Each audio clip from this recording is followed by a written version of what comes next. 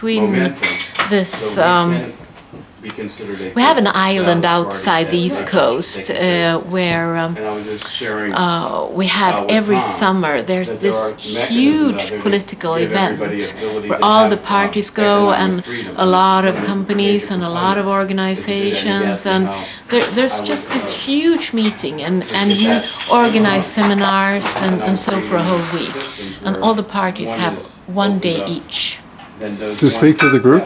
Or to host for the whole thing? To speak in the park.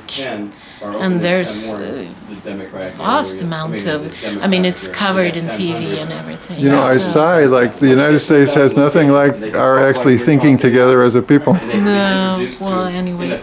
So anyway, I saw when they were TV filming, they actually had this, when the Swedish broadcasting company, they actually have this iPhone on a tripod? stand. Yeah. So I apologize, I usually have a tripod, but yeah. So you have won elections? Well, You personally? I mean, you're a... Well, you know, in Sweden, we have much more of a party system, and we have a proportional election. So I think what you could say is that we in the Swedish Green Party, we have sort of succeeded first to enter parliament, but then to get more votes. So when you say I've gained, it's not that much. It's a gain for the Swedish Greens. We are 25 parliamentarians right now. So you're a member, and you say... now, what are some of the nice things they say about you? Ooh, that was a hard one. That was a really hard one. Because, you know, I could guess you were appreciated more than most. I think they love you. I've had a wonderful time in the Green Party because you always meet so many wonderful friends. And it's... I guess I just love politics as well. Yeah. Now, I have a baseball cap in the other room on which I have lettered in front, real big and clear, "Let's replace our corrupt government." That's a very good statement. And I get a lot of thumbs up around town. Yeah. So, have you wondered about how the U.S. might manage the fundamental changes required? Oh my God, that is also a very tricky one. I think you have a long way to go. I would say that there is so many exciting things about the American people, and I have quite a good trust in you because you are so open-minded and so curious and so really interested in other people, and that is a very good way to start a discussion. But when it comes to governing and when it comes to election, you have so much to do. By way of getting better, you mean? By way of getting better, yes, I would say so. And it's for a small party, for a new party, with new ideas, it's a very hard road to start off with, just to sort of get into power. I think maybe my friend at college, he was just in Canada visiting Elizabeth May, who is one of the few that have managed to do what you are trying to do. She has entered the parliament there, and she has gained the majority.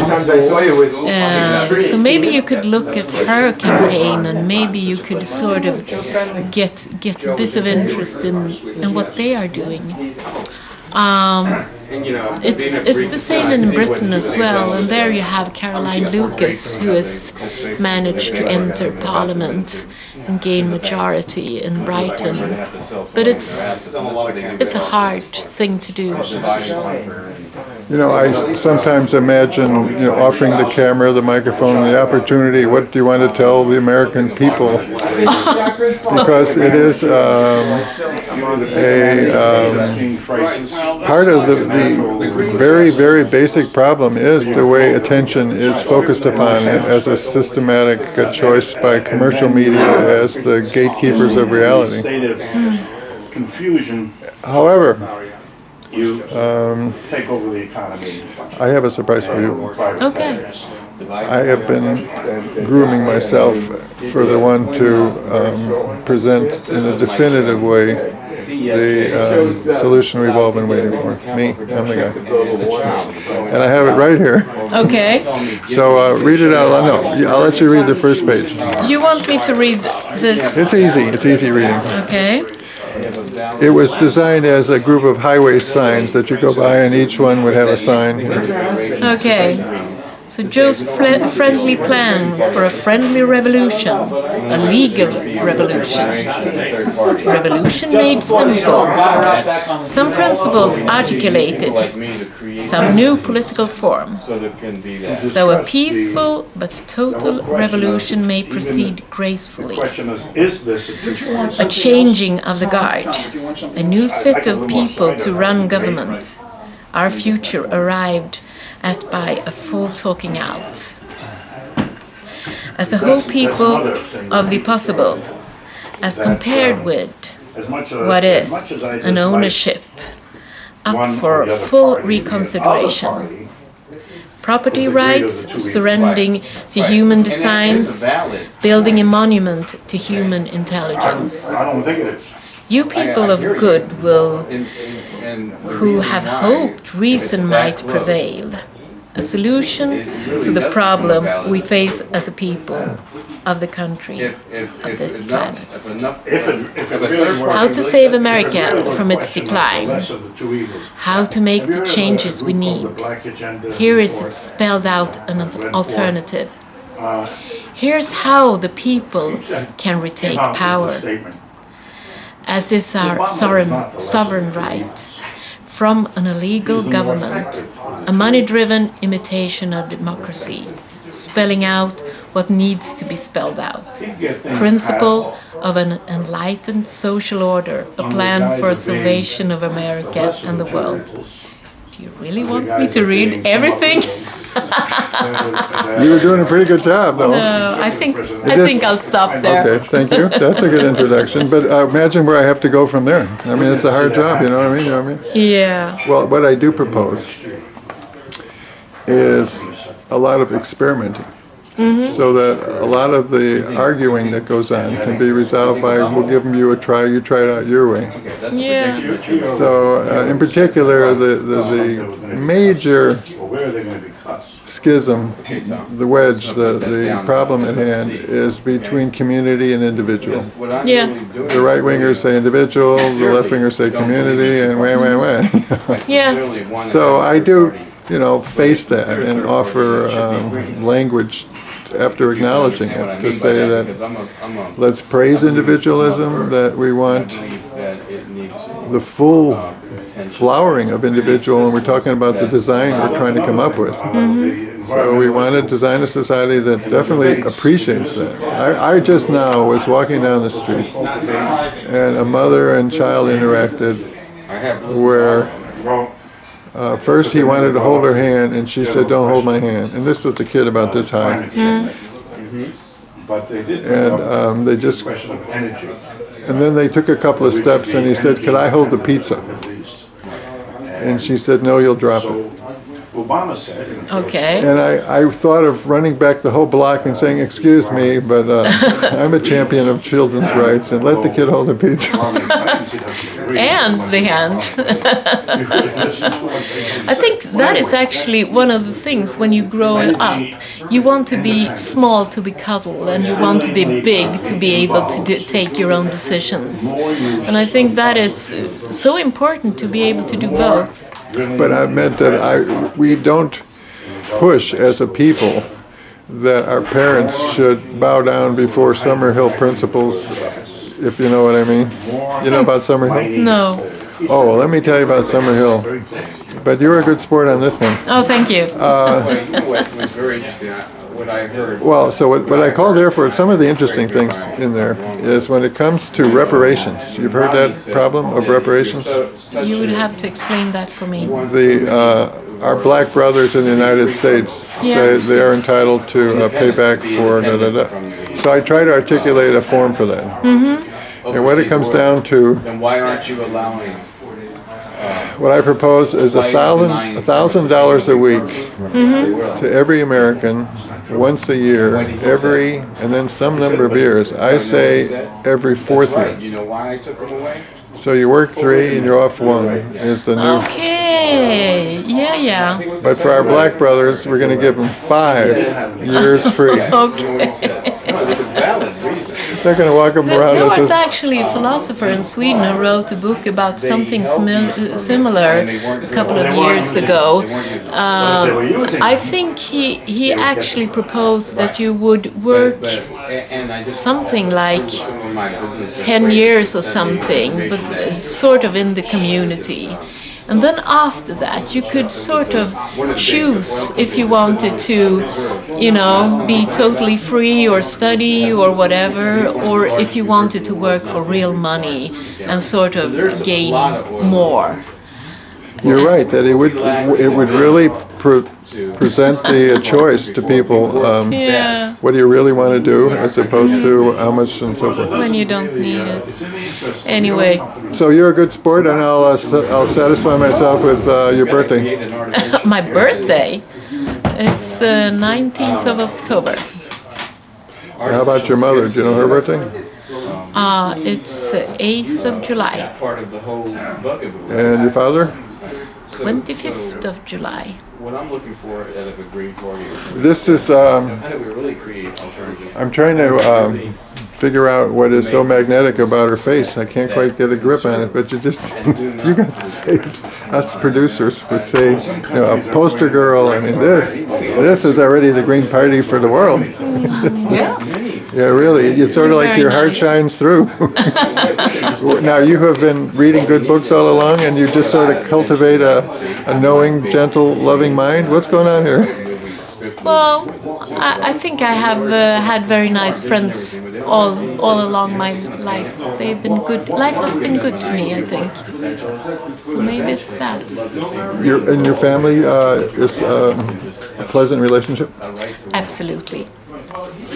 Absolutely. That's kind of rare in the United States, isn't it? It is. No, I don't think so. I mean, family is quite important in the United States. But it's mostly faking it there. We're just sort of, families are like people struggling to stay together, struggling to stand each other. At least it's a huge amount of what you hear. People talking dysfunctional families and That's true. We have but that in Sweden as well. you have a system that supports the population That as is opposed to a system that totally destroys much of the population. More than 20% of the population are living in poverty, and the poverty is horrendous. And the answer is, well, they have televisions, so they can't be poor. No. It's like amazing. But, They have windows to amazing. see. yeah, they have It's quite windows. amazing. Yes, it is. No, I'm one of 10 children, unheard of in New York, but and My a mother, non-dysfunctional they were family. 13. In my mother's family, they were 13. And they actually had a foster kid as well. I've been into birthdays, but more on that I know subject. Joe has a theory of life that's related to birth dates. Not that I ever understood it, although you've told me about it more than once. Has it got to do with numbers, or with astrology, or with seasons, or with what? Seasons. With seasons, okay. I like the way you gave me those choices. I consider myself a ordinary, truthful scientist, Okay. and my principles are along those lines. The only little difference I'm not quite that ordinary in the sense that do take myself extra seriously, whereas a good scientist is Yeah. supposed to doubt himself. Modified those. Well, you know, it's stations extraordinary that you actually acknowledge that you take yourself extra seriously. Well, you know, I had to figure that out eventually. Yeah. Holland can. What do you think? We got to make the most of your gifts here. If we can, are you going to be around Wednesday? Yeah, and you're here for 2 weeks, right? I am here for 2 weeks, and the See if this is the actually. schedule at UN are only during daytimes, so I would have a lot of free time. Oh, good. We'll help So- you fill it up. I would love if you could do that. And it's a pity that we hadn't met earlier because the Federation of Green Parties of the Americas is having its annual meeting in Guatemala on the 29th of November. And I'm going. Oh, that's good. Come on, because Lotta went to at least one of them, and I couldn't Yeah. remember what the Hedstrom. And I wouldn't. I think that Woody, we have a Woody Ceballos, and she is our foreign spokesperson. I think she will be going. will she be going? Oh, I think so. Yeah. I'm not, positively sure, but I think I've heard that she will be going. If you're talking to her, put her in touch with me because I'm going down early and I'm staying because I found I love thermal waters and I found a thermal water. Oh, that is wonderful. So I thought I'm staying. Oh, that is so I wonderful. can sit in the mineral bath all day. I Oh, just I love do it. that. Yeah, I do too. Yeah. It is wonderful. So I'm thinking. I don't know how many people thought about that when they were planning on going, but it's only 30 miles from where the meeting is. Oh, it is. And it looks gorgeous. Right, well, I looked at it yeah. online. So Well, I will either absolutely you wanna pay tell her $100 about a you gallon and or- about the thermal water. And I'm sure she will be thrilled as Oh, well. I'm glad to hear that. I didn't. I have been All what you said for means years that we the should chair be of the focusing International more Committee on for. I think that must have been how you contacted solar. me. Yes, Yeah. it was through Anna Karin, our international secretary. She said, please contact Julia. Yeah, because over the years, especially where I am, Yeah. so, Monica Frassoni has been, all kinds of people have been here because of the They don't location. generate Yeah. And huge at any rate, it wasn't. No. I gasoline just thought it was does. time somebody else should have it. I shouldn't But see, keep that's doing this, so where I a stopped a Green few Party years would ago. say, are we But trying to generate what happened huge was nobody profits? went. Are we trying to So- create systems? Anyway, I had to that stop. It's good you could do it. Yeah, life yeah, that's Yeah. what I can do. And Yeah. so in my system And that I if you developed go every year, you know for people. us as community And that makes such a owners, difference in It terms is. of. and having that Oh. 10,000 locations We plus. have we have an interesting, we, the U.S. Greens, I don't know whether we're going to get any place with it, but we want the Federation to take a position in legalizing the marijuana. quality of life. Because And if the the quality of drug life and everything problem is in, and in you have enough money in purchasing Central and power, South America through is systems, horrendous in It terms is. of crime. And that won't be an issue. it's So- essentially, again, it's you have caused by transportation the fact that it's systems, illegal in the that United don't States. use the amount So of we have, oil we the and Green gas. Party in the U.S. have a position, as a think position, change. that should be legal. Yeah. What do you think from It is. that? Do you think people Well- will go, well, it's a good thing to do? Well, in Sweden, I would say that that would be a very Big step? yes. It would be very far from what Yeah, we agree I upon. remember that about Lotta, And, because Lotta was the head of yes. someone of your NGOs that was a Yeah. drug. Oh, really? So, Interesting. and I would even go so far to say that should you come in a lot of power and you win this question, it could even be harmful for us that you have this position. Oh, yeah. There's a lot of Greens within the European Greens that has the same position as you have, and it's used in Swedish elections as something bad for us that we have Greens that want to legalize marijuana, Yeah, and it's of course, you're not suffering the consequences No. of the illegality we are. no. And I can we're really exploring it appreciate that everywhere. you that it's important for you to have this position. And more important though is Yeah. the export of the fact of drug trafficking and the the crime and murder and assassination rate all through Central and South America related to it will make a wonderful change for a great. It won't just be us. Our prison population is enormous. You've heard about that? Oh yes, I've heard Is about that that. an international disgrace by now? I mean, everybody knows? It's like a big joke that the land of freedom's got the most. No, I wouldn't go that far, but I mean, we have 5% of the world's population. We have 25% of the world's prisoners. it is that much. Yes, it's that. Until Until you get that, imagine that. And of course, the problem is that the black population in the U.S. is about 13%. The prison population is 35%. It's racist, and it's a horror. Oh, and another thing about I guess you've heard that by privatizing our prisons, Yeah. we've created a dynamic where the prison owners throw money into the legislatures of the states and the federal. We want longer sentences so we can have longer prison terms. So to create that dynamic is just that much, what do you call it, a slippery slope into fascism. No, it's really something.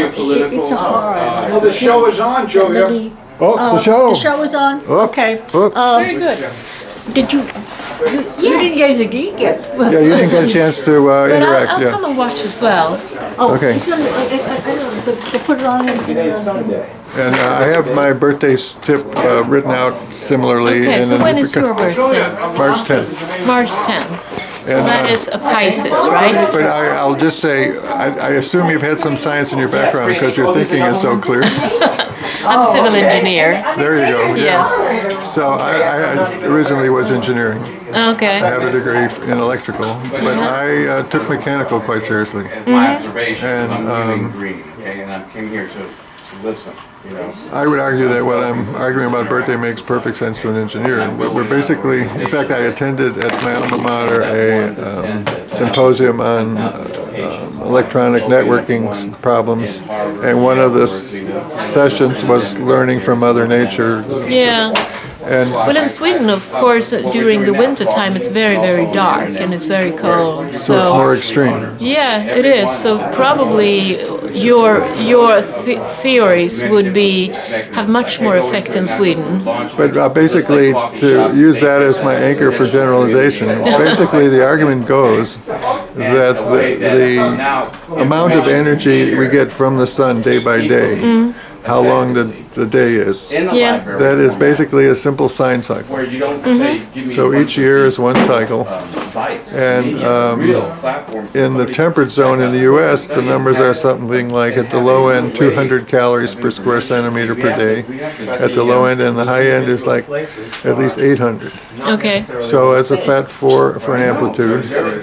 And the frequency, but what I tease people about is what engineers learn is the Laplace transform. You have to have three variables, x, y, z on the one side, and what does the sine cycle offer for its three variables? Frequency, amplitude, and what's that third variable to take up the slack? And it's your birthday, phase. What else can one do about that? No, it's phase. Oh, you totally convinced me. No, I was teasing. I usually don't do that, but I usually say phase. And then people scratch their head, what's phase? And I say phase is, first of all, the identity and address of every point on this curve. But it's not only that. It's that point celebrated as the birth of a cycle, Yeah, as the beginning of a cycle. that's the beginning. So the celebration is a fair $16.6 trillion. dramatization, should I say. But anyhow, so birthday represents phase on the big fat solar sine cycle that is the underlying. But what the network engineers told me is, Joe, we think you got something because the networking problem of interconnecting so many parts is huge. And to have 365 tries, especially systematic circular, so that's the game, that most animals in nature have one time they're born. But humans are this experiment for the full range of introductory lessons to life. So what I put it is that we have to rescue birthday from astrology. Okay. Okay. How sad. We had a plan for several things. Well, everybody wants to hear from you. And I presume you want to hear from us. Absolutely. And there's food, et cetera, so can we put this off? Oh yeah, we're done. Yeah. It's okay? All right, and I think we're going to put that off too, because I don't know how long the thing is going to be. And we can look at it, actually, it's not much, because we can look at it. Yeah, take a peek. Yeah. So, Oh yeah, maybe she should be introduced a little better. yes, I would like to do that. Maybe we can get the rest of them in here. Can we get the rest of you guys? Here's an opportunity to be introduced to our guest. Oh, my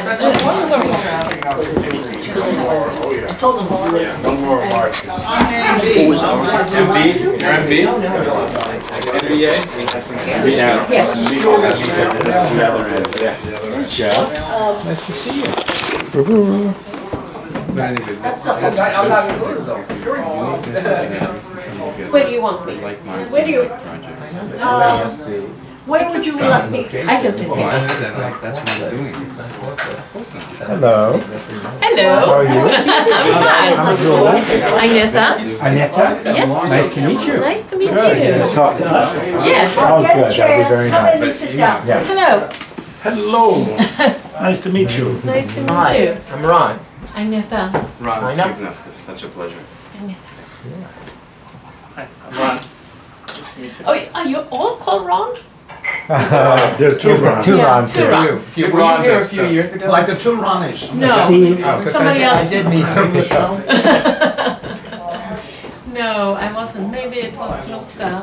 Because Jill I said don't she... remember. I'm just thinking, maybe it wasn't Swedish, maybe it was Danish. I don't remember now. It's a few years back. I don't think Danish. Maybe Finns, but Oh, the maybe it was Danes, Finn. Maybe it was the Finn. Danes don't have a Green Party. What's your percentage of the parliament? 7.3. Oh. And how many So are we you? have 25 seats. Wow. Yes. So we are the third You largest can make a party. difference. Maybe, and Finnish is smaller, right?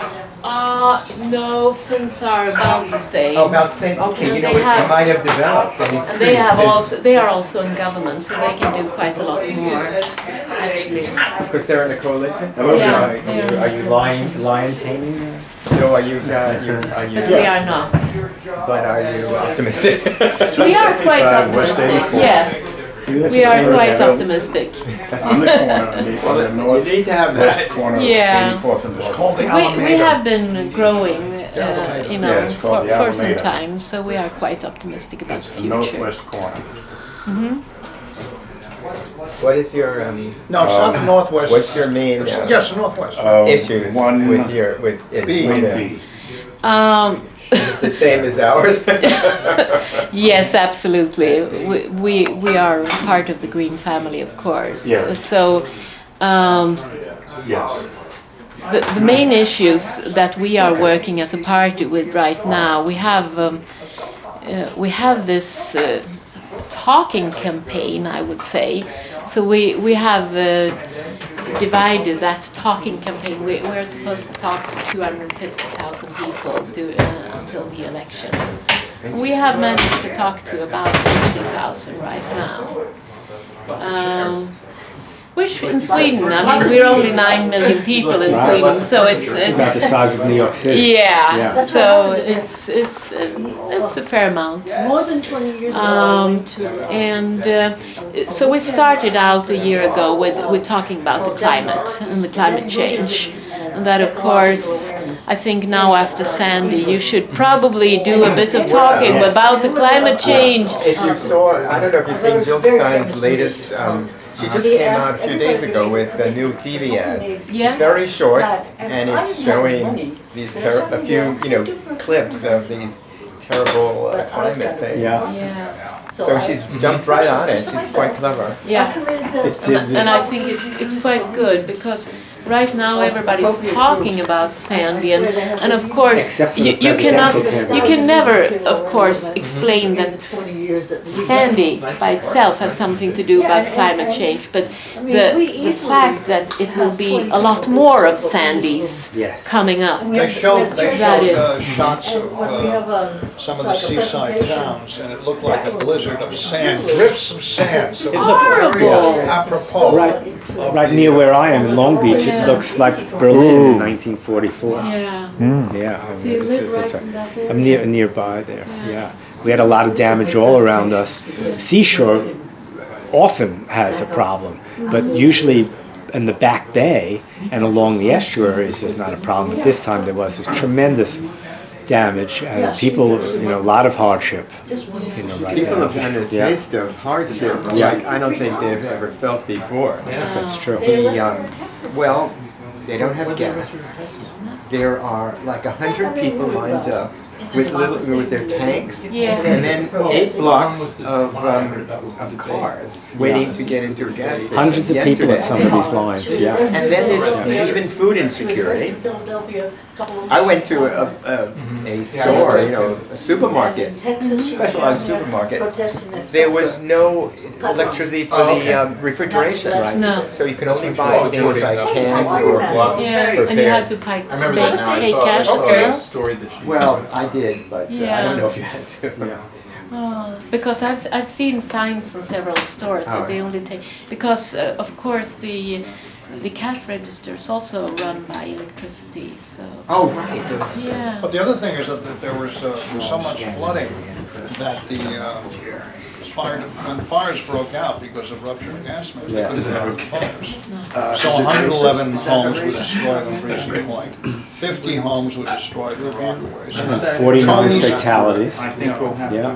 Yeah. Tony's Pier, which is one of the more famous restaurants in City Island, was burned to the ground, and the whole of City Island was cut off. I mean, just on and on, on Yeah. and on. So And many- I'm not talking about New Jersey, I'm just talking about. So many places affected, most by just the loss of power, Yeah. but for an extended period of time, which is a hardship for many What is the people. total death toll now in the United States? 146. I think in the city itself is 49, but I think in the great area 111.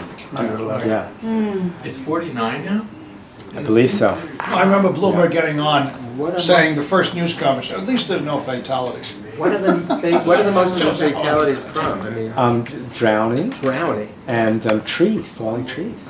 Yeah, and they find the people later, so. In the homes. Yeah. Because I remember the first day was like 19 or something like that. Yeah. But it's been interesting, the presidential candidates, our president and the contender, have not spoken of climate change at all. The last debate, they didn't talk about it. Not at all. But the governor and the mayor have actually been quite emphatic about climate change. Yes, which is, That is quite good. surprising, Well, we shouldn't be but talking very about good. climate change either. How do We you should want be to talk about talking that? about climate poisoning. The word change is completely neutral. You know this what, point. can we back up everybody, if you don't mind? It would be nice if everybody introduced themselves Yes. to our very, very delightful guest, Agneta, and I don't even know what your position is in the Green Party, other than that you're a Green. Okay, so do you want me to start? Yes, start with you. Yes, okay. And one more thing, tell us something green you did today.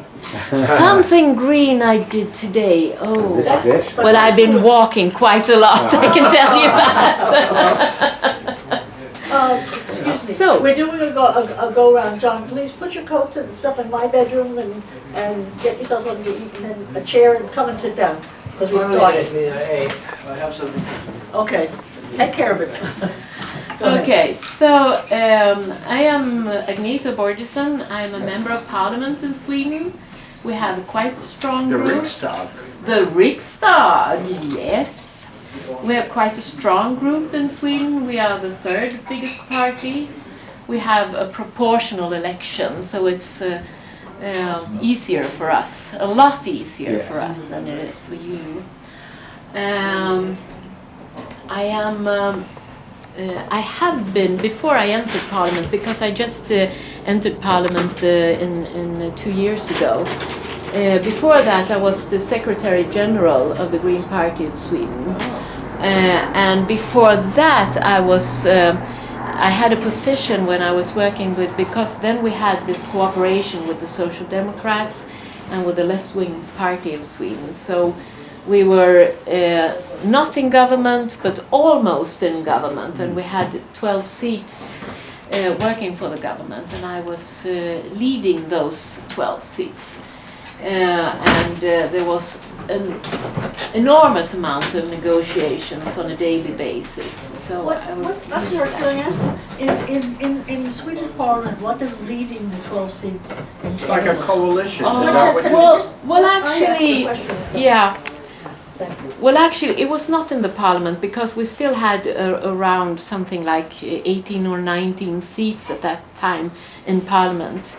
But we had this coalition with the government, so we had we have these 12 sort of political advisors appointed by the government that were green to work and negotiate green politics. And you're leading, means you were one of them, or you were the speaker for them? Not the speaker, but I was sort of heading them, being the boss. Party boss. Party boss of that little group. That's what we need more of. Yeah. Well, I don't know, that's a dirty word. It is a dirty word, and this country. it's quite easy for me to use it because I don't come along that strongly as a hard boss. I can sort of sound quite nice, and then it's easier for me to sort of laugh and you know say it. So I've been involved in you know, politics for quite some time. Before that, I was a regional politician, and for 10 years. In what region? In a western county called Halland, south of Gothenburg. What were you in a different party before the Greens? I mean, when did the Greens start in Sweden? The Green Party started in 1981, and I joined 1985. Oh. And then we were not in the Riksdag, not in Parliament at all. We joined the Parliament in 88. And then we got out again in 91. So that was a terrible time for the Green Party because, you know, it was just terrible. We entered and we had this wonderful election, and then it sort of just, we blew it all. But then, What was the reason for blowing it? well, first of all, we had this, like most Greens, we are extremely democratic and also a bit scared of the boss word. So we had these rules saying that our spokespersons, they could not be in Parliament. If you entered Parliament, then you cannot be a spokesperson.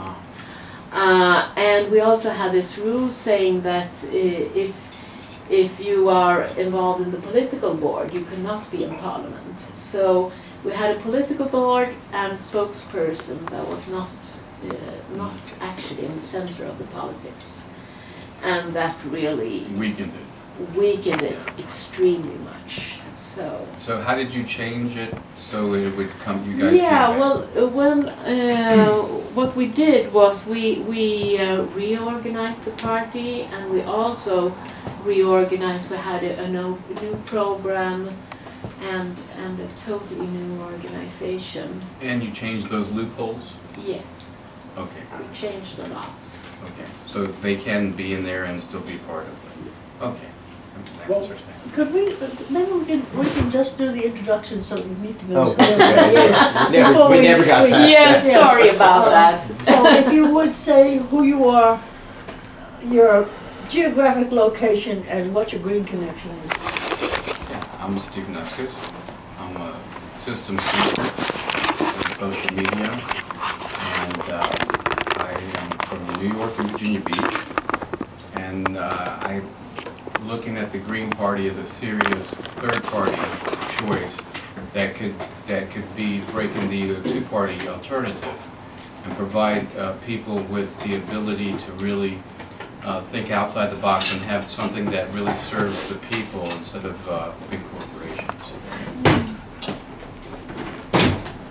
I'm Ryan Troinen. I'm in the Manhattan Greens, and I'm a graphic designer as well. What did you green today? So today, I don't know. I've just been cleaning the house up about as green as I can. The place is a mess. Well, Matthew. I'm up. In fact, I'm standing up. And welcome. Yes. Matthew Borenstein, Lower East Side, but originally from the Bronx. Me too. I've been in the GP since 2000. I've been a radical political activist forever. Starting out When?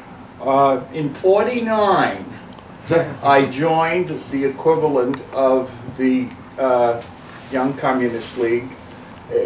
The name was the Labor Youth League, and well, I've been trying to participate in social change and political change ever since. My name is Daniel Zuber. I'm a candidate in the South Bronx for the 85th Assembly District of New York State. I've been a member of the Green Party since 1992, I think 1992. But I feel like it was a natural extension of my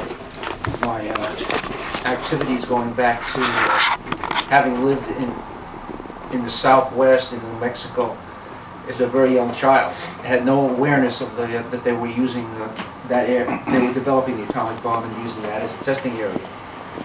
But then my father was in the military, so I traveled around the country with a family. And then later on, as I got older, I was never military myself. As I got older, I traveled around. I visited the Soviet Union when it was still that, and I had seen the beautiful city of Kiev, which now I would be afraid to go near after the Chernobyl accident. And all these places, when I was a young child, I lived in New Mexico, all these places where they had these nuclear developments. And then fast forward to the usual 1960s type of radical experiences, which I took part in here in New York, Northeast. Anti-Vietnam War activities, developing political philosophies, particularly Marxist humanism, although I had originally been more of a pacifist.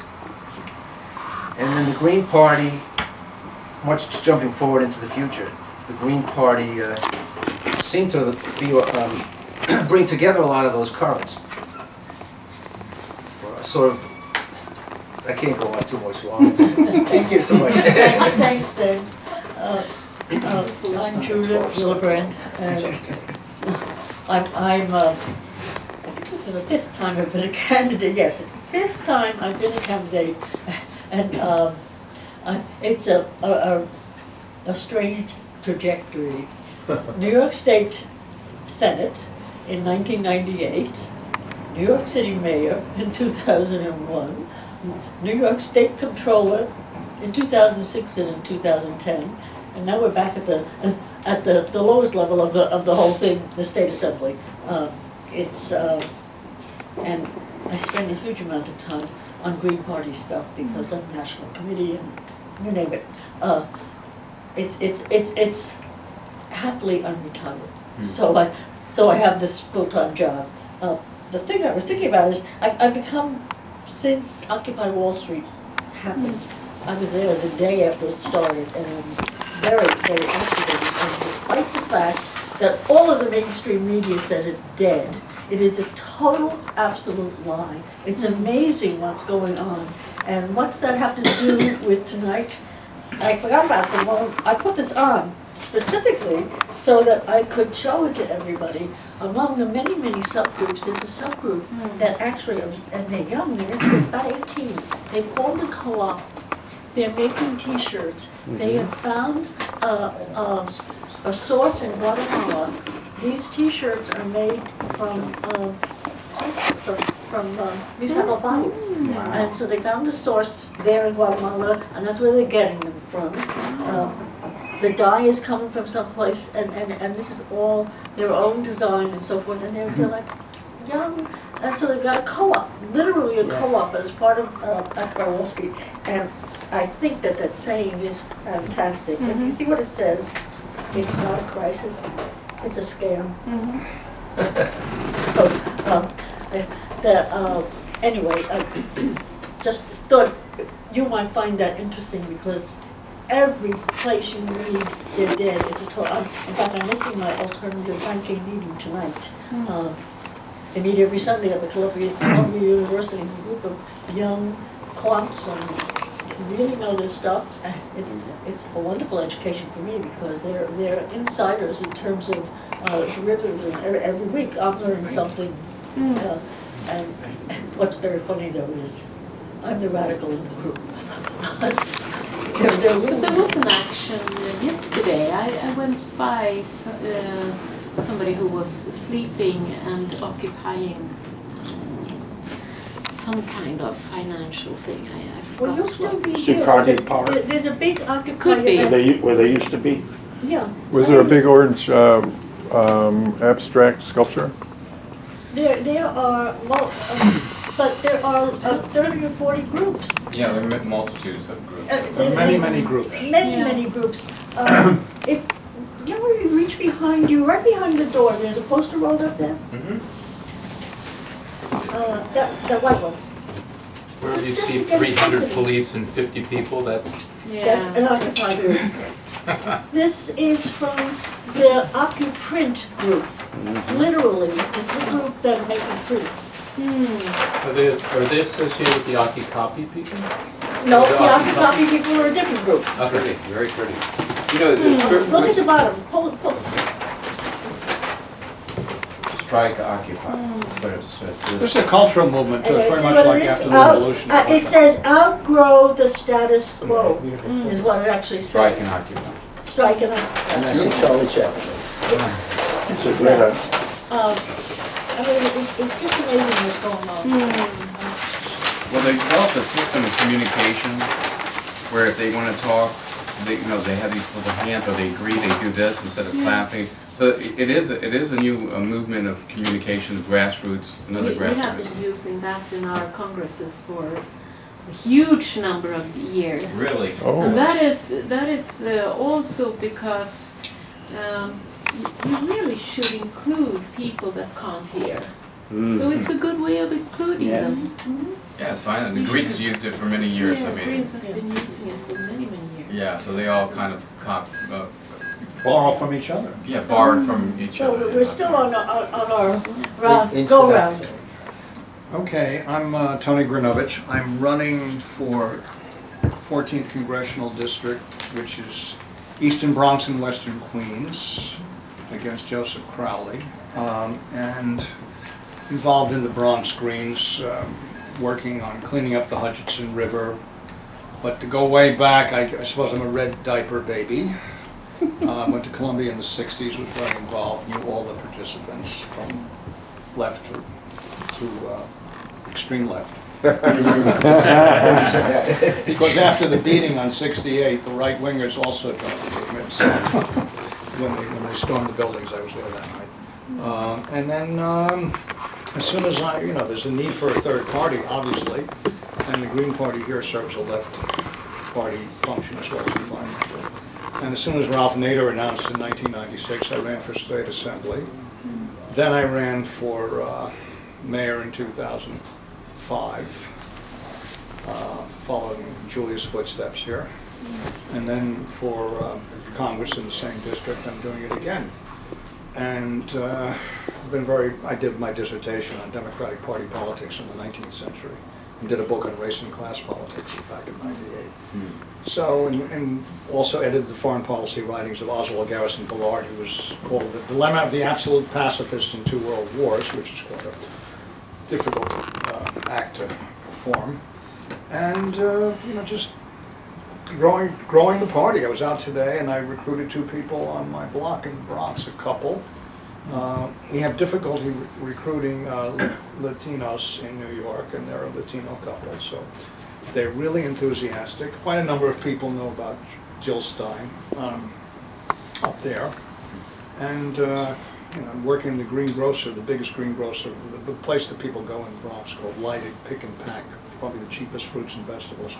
So it's a natural fit for somebody who's in the Green Party to go. I mean, we can go for hours, but let's hear Ron. I'm Ron Kurloff. Oh, I should say one thing. Julia was being too humble here. She's Yes. co-chair of the International Committee of the Green Party, which is the most important committee of the National Green Party, and has been for years. It's a big struggle because there are a lot of tricky, delicate issues, foreign policy issues. That's a weekend retreat talking about the struggles. Of the International Committee. And I wanted to add something, a footnote too. She got the most votes in the election when she ran for controller. She got more votes than any of the other Green candidates. She's got more votes more in New than York twice State as much. Of any. She got 119,000 votes. Julia did. Back in 2000, Yeah, seriously good. 2006. When Hevesy was being indicted. Yeah. So she has a knack for it. Yeah. You know what, retire and then go do meetings 7 days a week. The best story though is, I'll tell it because I think it's so funny. I'm in a 12-step program, and on election morning I had gone to vote in 2010, and something happened in the polling place and I was really annoyed, and then I went to my 12-step meeting at 7 o'clock in the morning, or 7:30 or whatever, and I was complaining there about being really, really annoyed about what happened. And you never identify yourself on 12 step, you just say your first name. So 2 months later, I'm leaving a meeting, and a very handsome young black man says to me, looks at me, I don't know, he says, I voted for you. I said, oh really, how did that happen? And he said, well, you were at a meeting in the morning, election morning, and you were complaining bitterly. And I had said, my name is Julia. He said, so when I went to vote, I looked down the list and I finally found Julia and voted for her. Oh, that was wonderful. So who knows where the votes are coming from? Well, you got plenty of them. Anyway, I'm Ron Kurloff. I had a minimum of political consciousness during the Vietnam era. I took my little children. I had children at a very young age, and to demonstrations and whatnot. But I wasn't extremely politically conscious until really more toward the second election that Clinton ran in. My eyes opened wide, and I just said, there's no way I could ever vote for a Democrat again. And got involved somehow with the Greens. I don't remember what year, but I went to assemblies before the state committee, so what years were those? Late 90s? Yeah, I would say late 90s. Yeah. And so I got involved locally in our county. I come from Long Island, Nassau County. And then I got more involved with the state, and I was a state committeeman in the Green Party for, 10 years or so. And went to almost every single meeting. And my wife was very involved as well, and she got involved nationally and was co-chair of a couple of national committees. And ever since she passed away, I have been less active. I've contributed to Green candidates. I contributed 4 times to Jill Stein and a few other people. So I'm not terribly active now, but I do follow what's going on, and I talk a lot to people. My name is Tom Martinson, Syracuse. I only say that because you're here. Most people don't know First time that First time? most people don't know that my mother's family is from Sweden. My grandfather's from Stockholm, and my grandmother's from your area, Grebbestad. I'm a retired high school teacher, and ever since I've been retired, like Julia said, I've been busier now than when I was working. I ran for the state assembly. I don't even remember when. I think that was something like 10 years ago. And now I'm running for the state senate from this district. I'm the chair of the county, the Manhattan Green Party, and I'm also the chair of an anti-nuclear group called Shut Down Indian Point Now. There's a very old, dangerous nuclear power plant 25 miles up the river. And I'm also involved with a progressive caucus in the United Federation of Teachers. So all of that keeps me very busy. Okay. I'm Zool. I was a member of the Green Party starting in, I think, 99, and have been active in recent years, mostly with anti-war groups, including Veterans for Peace and Code Pink. And it's very nice to see you, and we want to hear more about what you're doing in Sweden and how it might apply to what we're trying to do here. You already know my secret, but I won't tell these guys. I go around town catching lectures of all the political variables, although I avoid the right wing pretty much. But the communists and the various versions of the Marxist groups, particularly Workers' World, those folks. But I do have a secret that none of you guys know yet, and I'll tell you about it sometime. But no, I have been at work trying to articulate in a definitive way the articulation you've all been waiting for. So the reason it hasn't come forward is because I haven't got around to letting you know about it. But he said Joe Friendly's plan for peaceful revolution. But along the way, I also developed a solar engine to drive it that generates political power. And there you go. I'm John Reynolds. I guess I'm not a red diaper baby. I'm a pink diaper baby. Left liberal radical all my life. Became really radicalized in '68. After that, part of the anti-war movements, the environmental movement, anti-nuclear movement since the 70s. Been in the Green Party since 2000, 2001. I'm with the Green Party in the Bronx. I'm also with Secretary of the Shut Down Indian Point Now group that Tom mentioned. Right now, I'm very angry and trying to organize some resistance in the Bronx. This has been neglected in this disaster. 40,000 people without power, without light, many of them without heat, many of them without water, elderly people, homebound people, and nothing in the media. So for most people, this doesn't exist. Trying to raise awareness about that and hold Con Edison and our elected officials accountable. Thank you. Thanks for bringing it up, John. I've seen nothing about the Bronx. No. Absolutely. Well, the Bronx is the poorest urban county in the nation. Kind of think of it, I haven't heard it either, and I've been watching a lot of TV following it. It's maybe the Statenites need to give a peep out to their peeps in the Bronx that they need help too. We need some kind of organization, where when somebody calls like 311 or something of that nature, and I'm design systems, so automatically I say, okay, well, how do we do this? Oh, the Homeland Security here is here and everything. Why can't you have a grid of the map?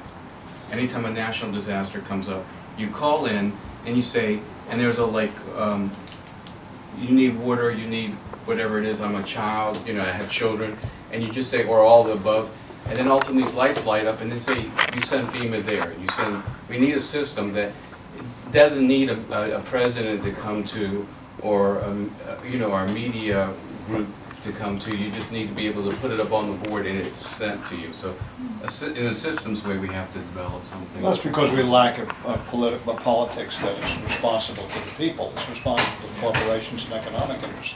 They don't give a damn about the poor. But they never have, really. It was just the economy that was keeping it going. I mean, Edgar Allan Poe, who lived around here, because his name is on one of the street signs, famously said in the 1840s, in the United States, to be poor is to be the most despised poor in the world. This is the 1840s, he says. So this is nothing new. This has been going on all the time. Because it's associated with slavery and racism and the whole thing. And the system worked itself out. It postponed inevitable social and environmental crisis because of the 2 world wars. But now that's all over. So What's Yeah, going can on? before you guys get involved in a dialogue about the crisis, maybe we could, if you recall, when I put out the call for this potluck, I said there might be a surprise guest, but I hadn't promised. And what I did say was that we needed to talk about Election Day, what are we going to do about it, and post-election canvass, those 2 things. And that was what the purpose of the potluck was, plus the opportunity, as it turns out, to meet Agneta and for her to have some sense of what I think you are interested in that, I believe, Very right? much, very much. In the process and so forth. So I would really propose that we give some time to that topic.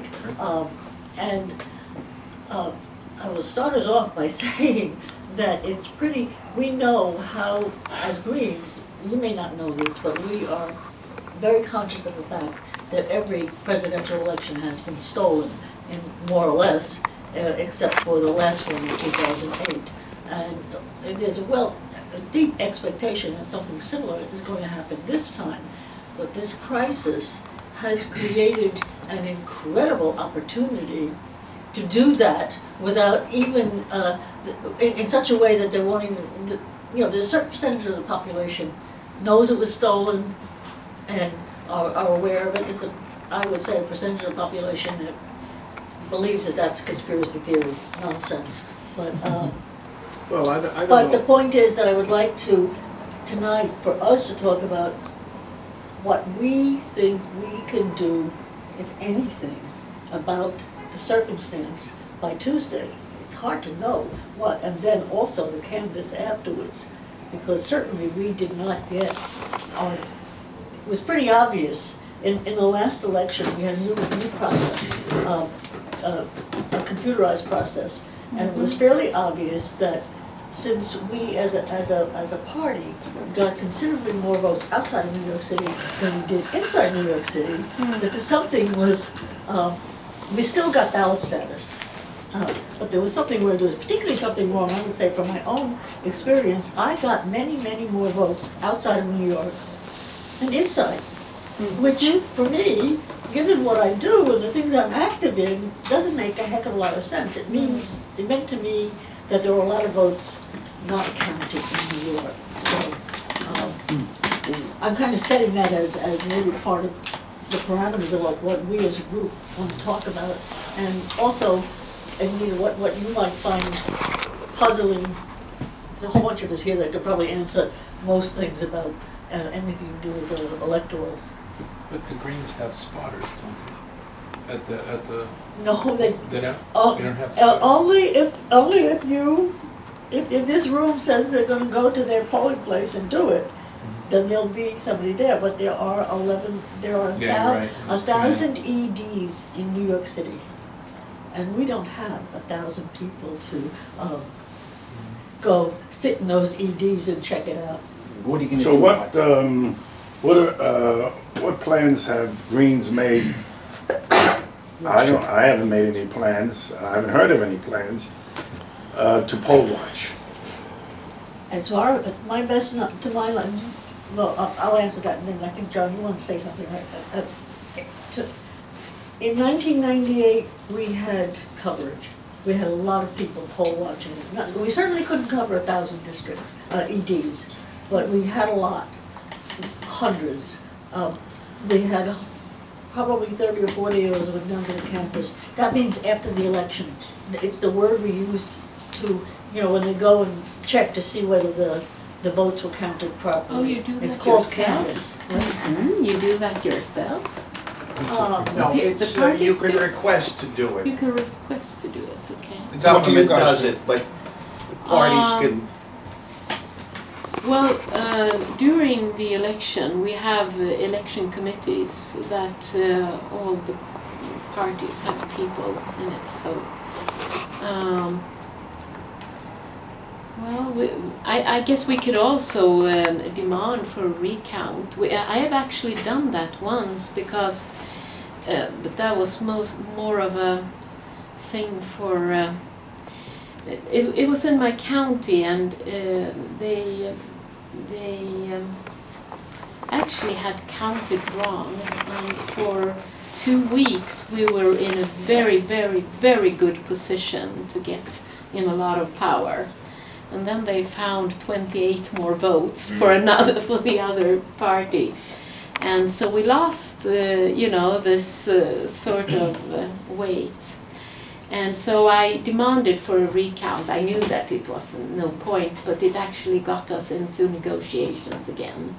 So it was more of a crazy thing to do.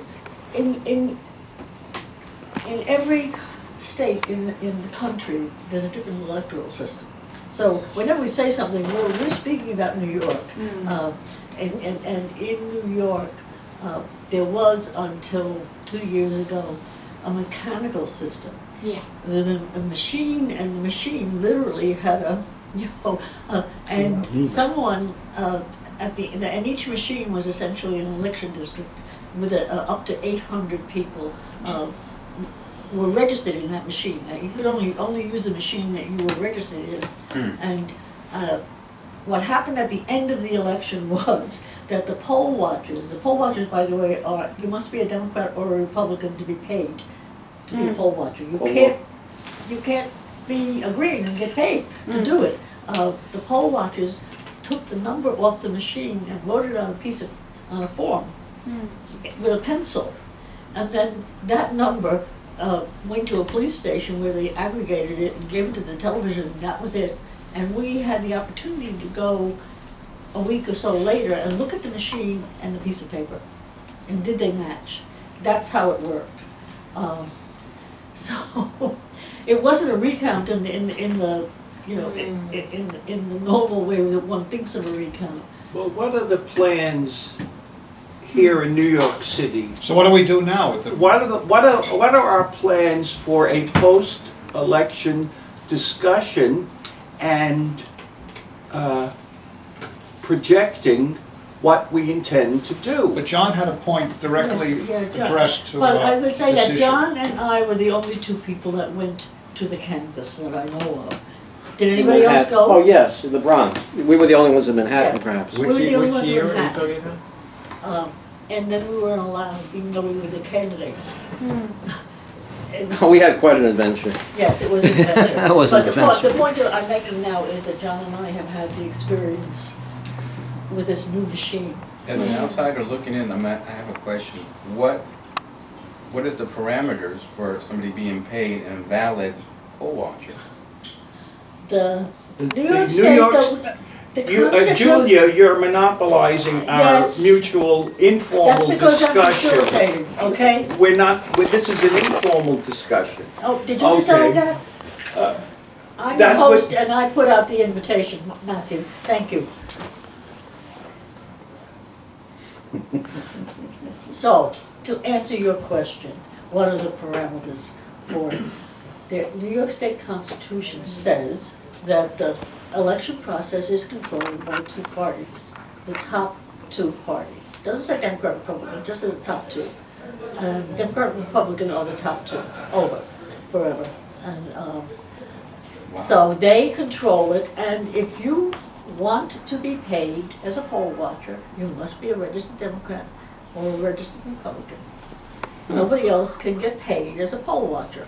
But could you be a registered Democrat and then poll watch for the Green Party? So why don't we all just register as Democrats? I mean, that's not a bad idea as a strategy. If you know, you could be democratically / Green Party. You can't do it. You can't do it because You have to be enrolled in one party or the other. Okay, so again, that's something that needs to be addressed. That all valid parties that are on. It's You know. It's in the Constitution of the state It's in of the New York. Constitution. It can't be changed except by a constitutional amendment, and for that you need a constitutional Or a convention. lawsuit. A which- lawsuit would be the best. Or, which nobody here in the state, for years, has, that is, in the state committee and the executive committee, there's been no formal effort to do that, and I can't understand why. But besides that, what is the date and place for our post-election discussion here in New York City? Well, before we get into that, I'd like us to talk about what we're going to do on election day. And are there any volunteers to go to the polls on election day to be a poll watcher, like we did in the past? I haven't heard anything about it. John. So that's what I wanted to speak to. Before. Yeah. And now. And now. So we have been doing this, Julia's been doing this forever probably. We've been doing this in the Bronx for quite a few years as I recall. Or did I say I've been in the Green Party in the Bronx since 2000? So I think this should be organized locally, at least by borough. And there's a procedure, and I guess we should put out the procedure of getting, first of all, you have to be authorized to be a poll watcher. That means you have to get authorization from your candidates. That would be the easiest problem. Or from the chair of the county organization. That's another way to get authorized, right? And then I guess some training. I mean, there's some things you need to know about being a poll watcher. It's a fairly simple, you know, it's not rocket science. You can learn this in maybe half an hour or an hour, what needs to be done. And I usually go around to, half a dozen, polling places. Maybe some people can do more, some people can do less. And we need teams in each borough, I think, to do this. And then that's on the day of the election, of course. And then the recanvassing is another training that needs to be done on the recanvassing dates in the boroughs. So How do the new machines differ from the, these scan machines, how do they differ in terms of? Well, that's the procedure we went through. It's a big problem. It's a big problem. They don't know what they're doing. They don't know what they're doing. So when they do the recanvassing, first of all, Julia and I had this almost comical problem of getting access to the site where they were doing the recanvassing. Even though Julia was the candidate, I was a candidate in the Bronx, but Julia was a candidate in the county of New York. For the state, I'm sorry. She was running for controller there, right? So there should be no question that she not only could have access, but she could authorize whoever she wanted to designate to have access. But it came down to that we were held outside, barred from the site for over 3 to 4 hours, I think, until they figured out that what was needed was a letter authorizing us to be on the site. And who could issue the letter? Well, Julia could issue the letter. So Julia had to issue a letter to herself, signed by herself, authorizing herself and me to have access to the site. How do we know you're, I said, well, you've got about a million ballots with my name on it in that room. Well, how do we know you're that person? Right. Well, that was the secret. That was the magic that allowed us access to You the needed a sacred weapon precincts license. of the Board of Elections. But who would know that until we made a bunch of phone calls? Well, Right? now we know. Now we know. So this is definitely the Right. So what are the plans for poll watching on Tuesday? Well, that's what I'm saying. We need to organize it. You can do that in 48 hours, that's a snap. So who's the authorizer this time? Any candidate. any candidate. Well, wait a minute, the candidates can authorize people to observe the canvass, which is, I forget, 4 or 5 days later. Right. You don't need it, I don't know that anybody needs any authorization to be at the poll. Well, it helps. It's helped me in the past. Perhaps not, but it's helped me in the past to get a letter from the chair of the county organization, to go to the polls in the county, and that's usually, once you show that, they say, that shuts them up if you have any problem. Do you have a copy of a letter that Sure. we could use? Sure. It's very simple. So why don't you send that letter to the chairs of the different counties and suggest that they in turn send out an email to their people in their county for poll watchers. And the next thing we have to do is to send out guidelines of how to poll watch. I poll watched at the last election. That was the gubernatorial election 2 years ago. That was the first time they used those electronic machines, whatever you call them. Gizmos. And devices, and it was total chaos. Only anybody knew what they were doing. And there was no way of my knowing whether they were counting these things right. Did you poll watch, Julia? Yes, but, the thing is, we're 9 or 10 people sitting in this room, and as I've said several times, there are 1,000 EDs. And from what I read, we don't even know how many polling places will be open. We don't know anything about, because they don't know what they're doing. What I saw online an hour before you arrived was that the Board of Elections has rejected assistance from other organizations that are offering it. Why did they do that? I guess. In part due to the storm. Yeah, many of the polling places are not, because they're washed out, they're not open. Have they changed them? How are people getting to them? If there's no electricity, etc. Because the machines used to be mechanical, but now you need electricity because they're a paper ballot that's scanned. How's the balloting in Sweden? How do you do it? Well, it's a lot easier because we have 3 elections, one for the city, one for the county, and one for a state. On the same day. And all on the same day, and then there's just the names.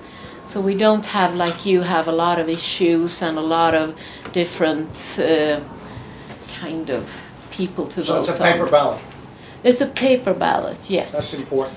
There have been some discussions about making it another way, but we haven't done that That's yet. the safest. Don't Yeah. do it. Yeah, we were very unhappy about it. Those mechanical machines work forever. They would continue to work forever. Yeah. Now we have these, through the HAVA Act, we have these electronic machines that in some ways we think were designed to manipulate the vote. See, that's because people who are stuck on Yankee ingenuity, and that is equated with machinery. And that's the But mentality. actually, in point of fact, we do have a paper ballot. And in point of fact, all the paper ballots are there.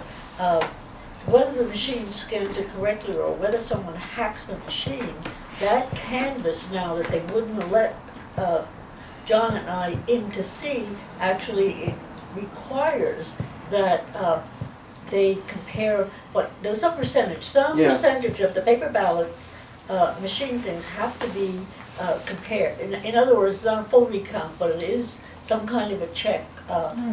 Except that they wouldn't let us anywhere near the actual what was happening, even when they let us in the room. It was madness. and the other thing is that total madness, but they have stopped that, it's something new. 2 years ago, they used the same system they used from the mechanical. Somebody went to the machine, read the number, and wrote it down on a piece of paper. Well, in this case, they got the optical scan prints out a tape with the numbers on it. And one would think that you would just use the tape, but they had to go to the tape, take the number off the tape and copy it with a pencil onto a piece of paper. These are people that have been working for 15 hours at that point. They start at 6 in the morning and they finish at 9 o'clock at night. And then they're taking numbers off a tape onto it. Now they're going to actually use the tape. They are eliminating the place of that, but so you still need to check the tape against the paper ballot, that they exist. It's not that they don't exist, it's just that they're not being used. So it will be an interesting canvas this time. I think that would be the more useful thing for us to try and get people to go to that as opposed to... So you don't think that it would be really efficient or useful to try to get as many people to poll watch on election day? I'll repeat. There are 1,000 EDs in New York City. But there are only a few of us running in certain districts. So, okay, try to get people to just, but, well, I'm more interested in the presidential election, and, and that's in every district. And that's probably where we'll have most of, the votes will disappear. By the way, if we get 1% of the votes, that gives us something, but if we get 5, we get official major party ballot status. If we get to 5%. So it's really important that that these numbers be counted. And we know for sure that they have, I'll give you an example in New York. So 2 years ago, there's these people in the poll, they're writing down the numbers of the Democrats and Republicans. They know perfectly well that we are not affecting the election. Therefore, the fact that they didn't bother to put the numbers down, I'm quite sure they didn't do it to do us any damage. It was just, it's not important. Right, for them. For them, because it's not going to affect the election. It was important for us. But these paid poll watchers wouldn't see it as anything crucial. So this time there's Rocky Anderson, Bill Stein. They're like Rocky Anderson's not new. Right, he's not on the ballot. Not on the ballot anymore. Not on the ballot. Barry Johnson, is he? Yeah, but I mean they're on the Yeah, ballot in the Barry United Johnson. States, then they can't get. Each state is different. Each state is different. You'd have to revise the Constitution, because it's in the US Constitution that Yeah. each state Well, determines. they're trying to revise the U.S. Constitution Well, but no, for I'm marriage saying- for gay no. people and stuff. No, we're talking, that's done a different way. Yeah. In terms of the electoral means in each state, it's the duty of the state. It requires a major revision, much more than, let's say, giving women the right to vote or giving gays At the which right point to we want marry. to deal with the electoral college. Exactly. I should point out that Julia and I have a personal responsibility in the Stein campaign, because when Jill Stein comes here, it's the two of us who handle all our affairs. She stays here and everything, so we feel personally obligated to do something about this. And to respond again to that, the only way to change the Constitution in New York State is a constitutional convention. And that can happen if the legislature decides to call one.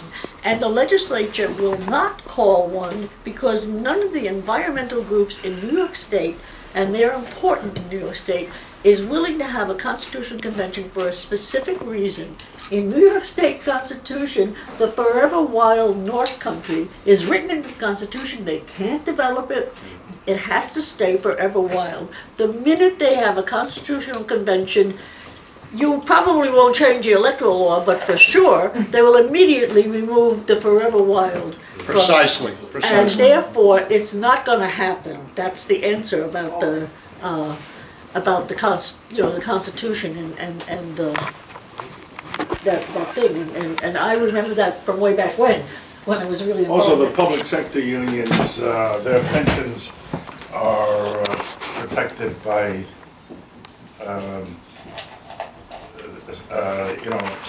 the state legislature. And in a constitutional convention, that could be ended. That's one reason why the Occupy They can movement end came that into with existence. the emergency To cut through this Gordian knot. manager, The Green Party financial could emergency file manager. a suit in federal court saying that this provision of the New York State Constitution violates the U.S. Constitution. We can do that, and we haven't done it. The last one we How won, do very they, I'm nicely, curious we won about it this, how because do they Brendan- circumvent all this to have an emergency finance manager in Detroit and the other cities where you have an emergency financial manager who's canceling public unions and canceling anything he wants to cancel? How do they override that with that kind of a dictatorial power? They've got constitutions there. By getting a judge, you'll say it's okay. Well, we had an emergency. I mean, it's such a banana republic thing. I mean, the whole Exactly. business is just complete Right. absurd, but... It's not absurd from that point of view of the power struggle. When New York Well, City I know, had from the a- power structure, it's Didn't perfectly we had an logical. emergency board here when we had a financial crisis in New York City. What was that called again? Emergency financial control. The Emergency Financial Right, Control I Board. remember that. Big Mac. Big man. I'm wondering if we can take advantage of Anita's presence. Amen. And tell us a little bit more about the Green Party in Sweden and the International Party, and what brings you to New York. Well, I am here because I'm a part of a UN delegation. Sweden, I think, was one of the absolute first party in the world to send members from the parliament to their UN delegations. So, Is that the first time? that kind of... The first country.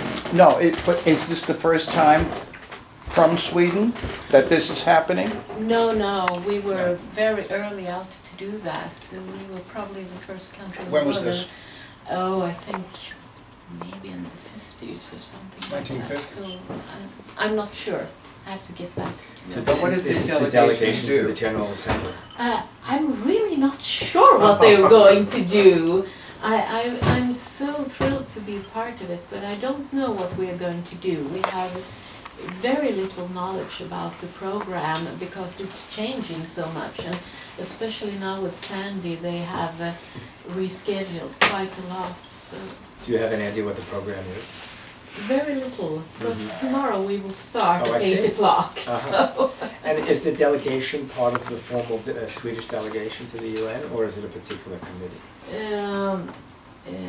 I'm not even sure about that. We are a Swedish delegation with members of parliament that are following this 67 sessions that are taking place. And I really don't know very much more. And do you guys have a plan as to what you might be able to do? No. But tomorrow, Sounds familiar to our tomorrow I hope I will find out a lot more because we will meet with all the Swedish people that are working in the United Nations, working with the government there. Agneta, Tomorrow I will know a lot more. with my mouth full, excuse me. You emailed and said you were meeting this afternoon with Swedish Greens here. Yes. Who are they? Well, actually, we have a local group, a local Swedish group, because in New York we have about 40,000 Swedes, which is somewhat around a middle Swedish town. Are they expatriates or mostly working? They are working here or visiting for a couple of years or something like that. 40,000 in New York City? Not Greens, but Swedes. Oh, sweet. Swedes. And how many So- Greens? I don't know how many they are, but maybe something like 20. And how many in Sweden? How many Greens registered? 16 or 17,000 members. And in elections, do you get considerably a greater percentage of green voters, of votes for Green candidates compared to the base? I mean, do you get in excess of 16,000 votes in many of your elections? Oh yes. We're 9 million people in Sweden, and I think about 6.5 of them can vote. So 7.5% of that. It's 7.5%. Yeah. Wow. Yeah. That's good. So to go back to point, so we should aim for the canvas then, right? When is the canvas of the tape, canvassing of the tapes going to take place? You know, I saw it and I don't remember.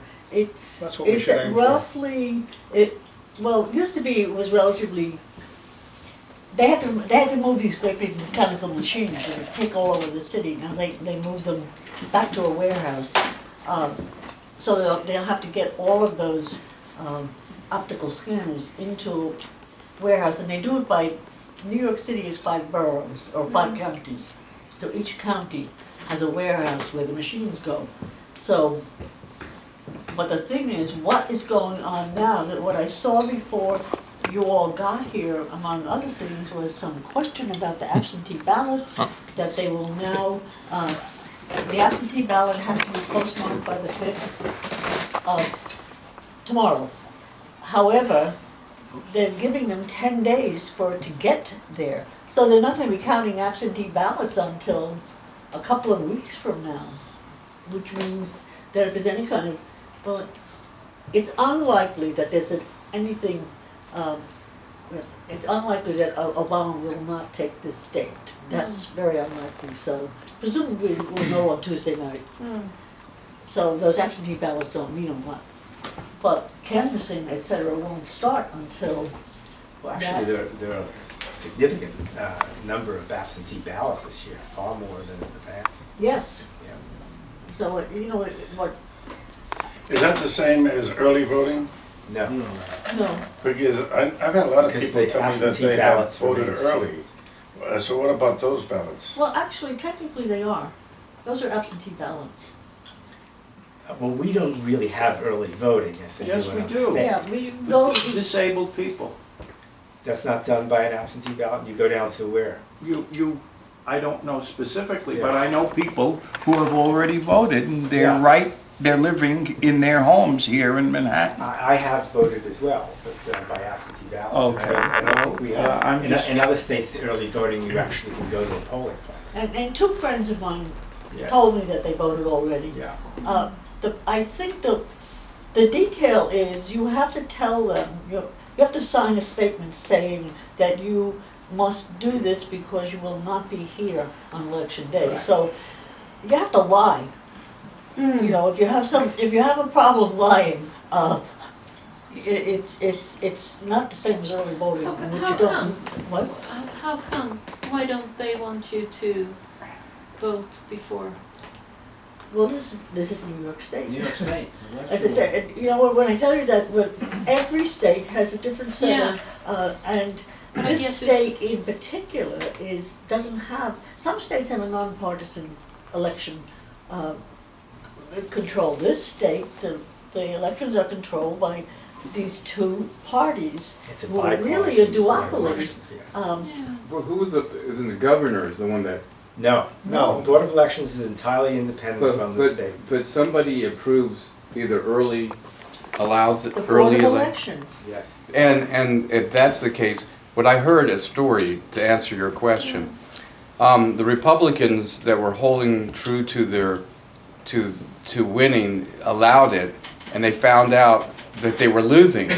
So what they decided to do was not allow early elections, because early elections allows the Democrats more leeway. Yeah. So if they can, you know, the Republican side wants to know. So whatever they can do to stop that, they will do that. So is it actually a goal in here, you would say, to have very low, for Yes, people it not is. to Yes. vote? That Yeah. is actually What, a goal. what other country has Absolutely. voting on a Tuesday? That is. No other country that I know of. In fact, And only one day. right. The traditional black vote, they would go the weekend before Sunday, church, and they would all get together and do their voting. They are making sure that that doesn't happen because that would help Obama. So anything that can, In Florida. yeah, in Florida, That's the big place where that's happening. So yeah, and then in Virginia, where I can speak to, there was a Republican group of people that were gathering registration. So in the law that you cannot deny any, you have to gather registration whether it's Democrat or Republican. But what this gentleman and the company was doing is that they were throwing him in the garbage can. Yes. And our Attorney General said that he would not investigate until the party made some kind of bugaboo about it, and it became a real big stink. How can you not, investigate fraud? But there are so many in laws like that that really interfere with equality. To answer that in a short way. I just wanted to ask, the 5% also means $20 million. Yes. I don't know if you're aware of that. Yeah, I've heard about that. So do you think there's a real possibility that a lot of green votes will not be counted? Well, I think that was my experience, and I can't prove it, but it was certainly our experience 2 years ago that they were not. I mean, it's pretty obvious that if we in New York City did not get, got more votes upstate than here, it doesn't make a lot of sense. And the thing is, the fact of the matter is that the polls outside of New York City are smaller. They still have that Democrat Republican thing, but maybe they're only looking at counting several hundred, and doing it correctly. So I presume that's how come we got so many votes up. Well, let's put it this way: I got so many votes up there. Your What? situation was unique in that there was an active scandal No, with but one of the she got candidates at the the time. second time she I got 104,000. got 105 the second time. No active scandal. A very popular Also for the Democrat. comptroller? Yes. Okay, What? this is in the second round. In the Yeah, second we're talking round. about the Yeah. second one. Well, Was they may the- have remembered you from the first one. No, the first one I got 3 times as many votes as Right. anybody else did. Right. Second time I only got 2 times as many Yeah. votes as my thing. Third party account watch. Yeah. Well, the question is, how do you make checks and balances over that? Well, impossible with this so many, you don't have enough people voting. I mean, if you had like a Facebook that says 50,000 of us are Green Party voters, and then if you don't at least get that plus a percentage, then you could flag it. That's a good suggestion. I mean, one. You gotta have some kind of way of validating, Greens have been pretty slow as far as social media. Well, And besides that, I think we had, I don't know what we are now, but the first ballot status time, we had about 37,000 registered Greens in New York State. Now, we got considerably more than 37,000 votes. We had to because we needed 50,000 just to have ballot status. Well, traditionally, we would get up to 3% of the vote, and so that was far more than our registered voters. Yeah, I mean, it's. so those are Those are folks guidelines that we could use. Yeah. I mean, I'm saying we, I'm speaking in general, but okay, great, good, thank you. Appreciate the inclusion in that. That we could use as a guideline, and if it's not, in correspondence, percentage-wise with the 50 and the 3%, as you spoke to, then you flag it as something seriously, amiss. Those are just some points, and now that we have these social media tools, I urge all elected officials to really focus on the youngsters that really will feel a kindred spirit to the Green Party. But do any of our candidates have a Facebook page? Do you two know? Yeah. You do? You do? You have a Facebook page? Yeah. For the election? And is there much activity? No. And then, okay, this is how a social media expert would do that. They would say, you have to scan Facebook and friend people. If you want people to know about your party, you have to invite them and I'll tell you the truth, 1 billion people come a day to Facebook. Yes. So there, if you each had up to 5,000 friends, you know, as a personal, then you can have a national candidate page, which you can have an unlimited amount of participation. And then ask them to do that, and you could write the word in causes, like they have special things on causes, and you could say that we have been shutted out because of these reasons, and we're signing a petition. These are mechanisms or systems that can be utilized as an approach, and that's just off the cuff of my head, that, you know, could increase the Let me ask you a question. Can we call on you for expert advice? Well, absolutely. You know, because my goal as creating mechanisms to interact with society is to allow fair choice and allow all systems to come forward. And it's sad. And I'm a green person. I mean, in heart. So I naturally kind of gravitate. We happen to have a voter registration form. Yeah. So Right, you can, right. we'll be happy to help you with Great, that. great. And so it's the kind of thing that, because of Joe that invited me here again, I didn't even realize that the Green was even going on anymore. It's just because there's just so much going on. And, you know, and again, I'm afraid of a Republican person getting the vote, you know, so we're just like basically banding together not to have another Bush situation because we don't want a collapse of the system. But as speaking to you, that's like saying, you know, you're asking for one type of poison over another. They both will kill you. It doesn't matter, you know, what it is, and you have to make a stand. Has some validation, but if we don't have systems that bring that thought process to a quickening, then both of them one of them will kill us for sure, because we don't have any input. Now, I'm on Facebook. Now, in order for people to find out about me, they have to know my name. Sure. See, Well, how are they gonna? there you go. Now, How are they going to know? You find out. Why would they have know to my reach, name? First of all, you have to reach out. That's You have a potential to reach out to over 1 billion people a day. You have a potential to go and say, Facebook in New York City, and get all the names that are on Facebook and say, I am a candidate, this is my platform.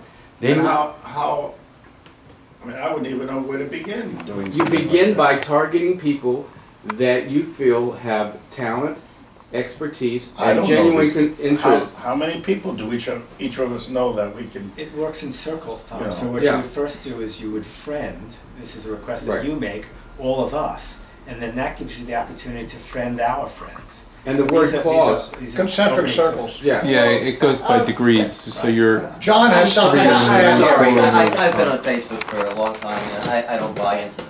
I mean, I have several hundred Facebook friends. I know people who have thousands of Facebook friends. That does not translate into more than a small percentage of those who are even interested in politics, let alone green politics. It's a numbers game. If you know, sure, if you're a celebrity, and you have tens of thousands, hundreds of thousands of friends, as most of them do, sure, you can push out all kinds of messages and have a political impact. But for the average person who has dozens of friends, hundreds of friends, maybe 1,000 friends, and by the way, what does friend mean? You know, when you have 1,000 friends, what kind of friend is that? Do you really need 1,000 friends? But if you do, how much political impact does that translate into? In my experience, well, it's a very So small how you percentage. targeted your friends. that's not true, because in all those color revolutions, the guys from Belarus that were operating the color revolutions had a, that's a really effective. Yeah. Yeah, if you have, That's how the Occupy movement started. But Just the most same of us can't people. do that. Most of us don't have the Probably means. they No, don't. and there's why I'm asking you to think about you targeting the right kinds of people that are social media experts. If you see the word social media expert or you know, systems thinkers or any of these things, you've got to look for them. I have friends that are social media experts, believe me. I can't even find among my 1,000 friends the ones that live in my county. And they can't tell me how to find them because people don't put down where they live. You cannot find the people that you need If you're doing a geographical target, good luck. That's why you have to start on your street corner. That's why you have to, we have to speak to people directly. And there are 3 short questions. Hello? Yes, I'm in the Green Party, and oh, you are? Yeah, oh, whatever. And here, oh, you're giving out something? Okay, well, oh, that sounds right. We should shut down Indian Point. Okay, what would you suggest that the Green Party, what suggestion would you like to make to the Green Party? What do you think the Green Party should be doing? Or stand for. No. What do you, here, you stands for this. Yeah. Okay, what do you think the Green Party should be doing? And how do you think it should be done? How do you think this could get done?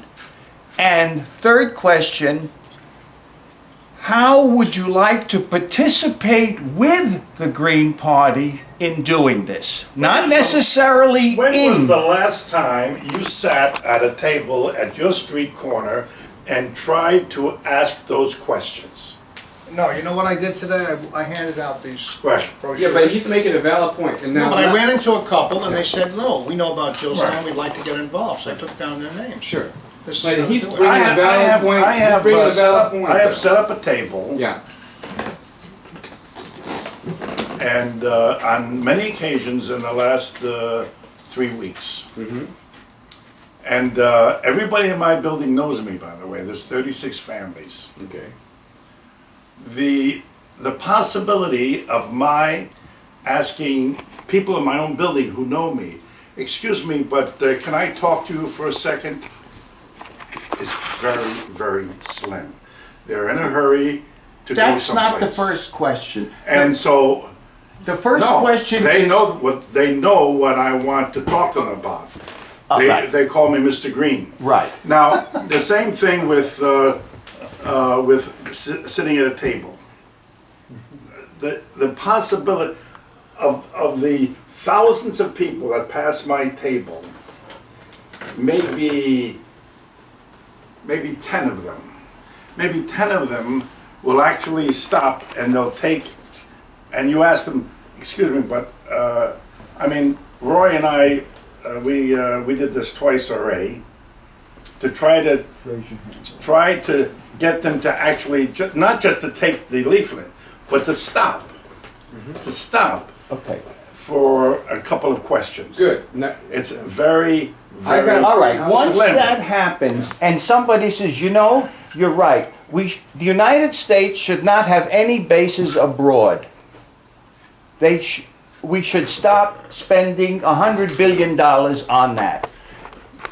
Then you say, all right, would you like the Green Party to be working on this? And how do you suggest the Green Party push this idea? See, solicit. Matt, how many people do you think know about the Green Party? If somebody has nobody expressed interest in any part of the Green Party platform? No, that's nonsense. Out of the thousands of people that have walked by my table, like I said, and maybe 20 of them have actually stopped. And out of those 20, Not one expressed interest. maybe 6 of them have been willing for me to say something to them and for me to put their names down on the list. And nobody. And You know over what? the years, That's enough. you know, The dialogue I'm just ends saying that there. that Stop. this is very There's unrealistic. 12 people in this I'm not room. telling Stop. people not to table. Stop, stop. That's enough. Can I say something? Yeah. Well, actually, I think it's wonderful because I find these conversations everywhere, and I think you really need to do the thing that feels comfortable for you, because what you are doing, you are giving out yourselves. So you find your way, and you should find your way. And I really also think that the internet is so important because, at least in Sweden, I know that we have a lot more young voters. We have a lot more educated voters. And we have a lot more change oriented people than the other parties. Right. So what we found out in the last election was that internet was not important at all for the other parties. I mean, they had like 6 or 7% of their voters that came to their website and their Facebook and everything. But for us, it was 60%. 60%. So it was 16. 60. Oh, 60. Oh, 6-0. So a majority. And so it's extremely important. Well, So just like the whatever you Occupy can movement. do on the internet. Right. And will I probably wanted to quite address good. one, I don't I'd also, like to say something. I don't want to You should overtake. talk to people as well. I don't want to overtake the I want to say conversation. something about social media, just because I like real examples. I have 600 friends. That's an accident, actually, because they use my computer for a workshop on Facebook. So anyway, point being, I have 600 friends. I also have this large contingent of nieces and nephews, and great nieces and nephews, because I come from a family of 10 children. And I send out political things only. Basically, I never say anything about what's happening with me. I just always send articles and this and that, the other thing. And one of them recently was a sort of standard everyday thing, vote Stein Hankeland with a reason, right? And a great niece, and my family are blue collar. She's definitely blue collar. She's about 21. She has 3 kids, and I bet she didn't graduate from high school yet, but she's a Facebook friend. I vote Hankeland Stein, and I get a comment back from her. I did it today. So the other thing is that her Facebook friends, which means other blue collar kids from Ocala, Daytona, Florida, you know, some people that we would never connect with. A couple of them commented on it. That's other kids. Right. Point out that Michael O'Neill is the secretary of the state party. Okay. That was the- And the other point that I wanted to address, what this gentleman brought up, you have to ask the right questions when you're on social media too. Like, those same questions could be asked while you're friending somebody, or you're writing the thing for causes. We're trying to establish a new third party, a valid, and we want to reach the goal of 5% so we can have enough political clout, you have to give people information so they have a goal to say, oh, you need to get to this point. Here's a thermometer. We're almost there, guys. We need each and every one of you to go out and reach that so we can take it to the next level. All of you that are really interested. We have to come up with a system that allows us to do that, and you addressed it so eloquently. You have to be comfortable with it, and you have to also sometimes get out of your comfort zone and adapt new modalities that work for your party. Addressing Obama, use the media and the youngsters to circumvent the old political, and that's how he won and just stormed the election. Okay, so I think it being the party of choice for Green, it does lend itself to the youth and to more intellectual people and people of that nature. So that's just something that you might consider in the future for the next year. I have a question for Anita. This is a pretty active local, but I think it's fair to say that most of our locals around the country have stagnated over various times. And I'm wondering, in the history of the Green Party in Sweden, have you gone through periods of, attracting folks and then... You said 91. Yeah, absolutely. As I said, in 91, it was a really terrible times. I was actually chairing our election committee at that time, and I was more like a counselor because people were crying. They had put in so much work during the election campaign, and then it all sort of, it was really hard. And So, what were you able to do to start motivating people again to join in?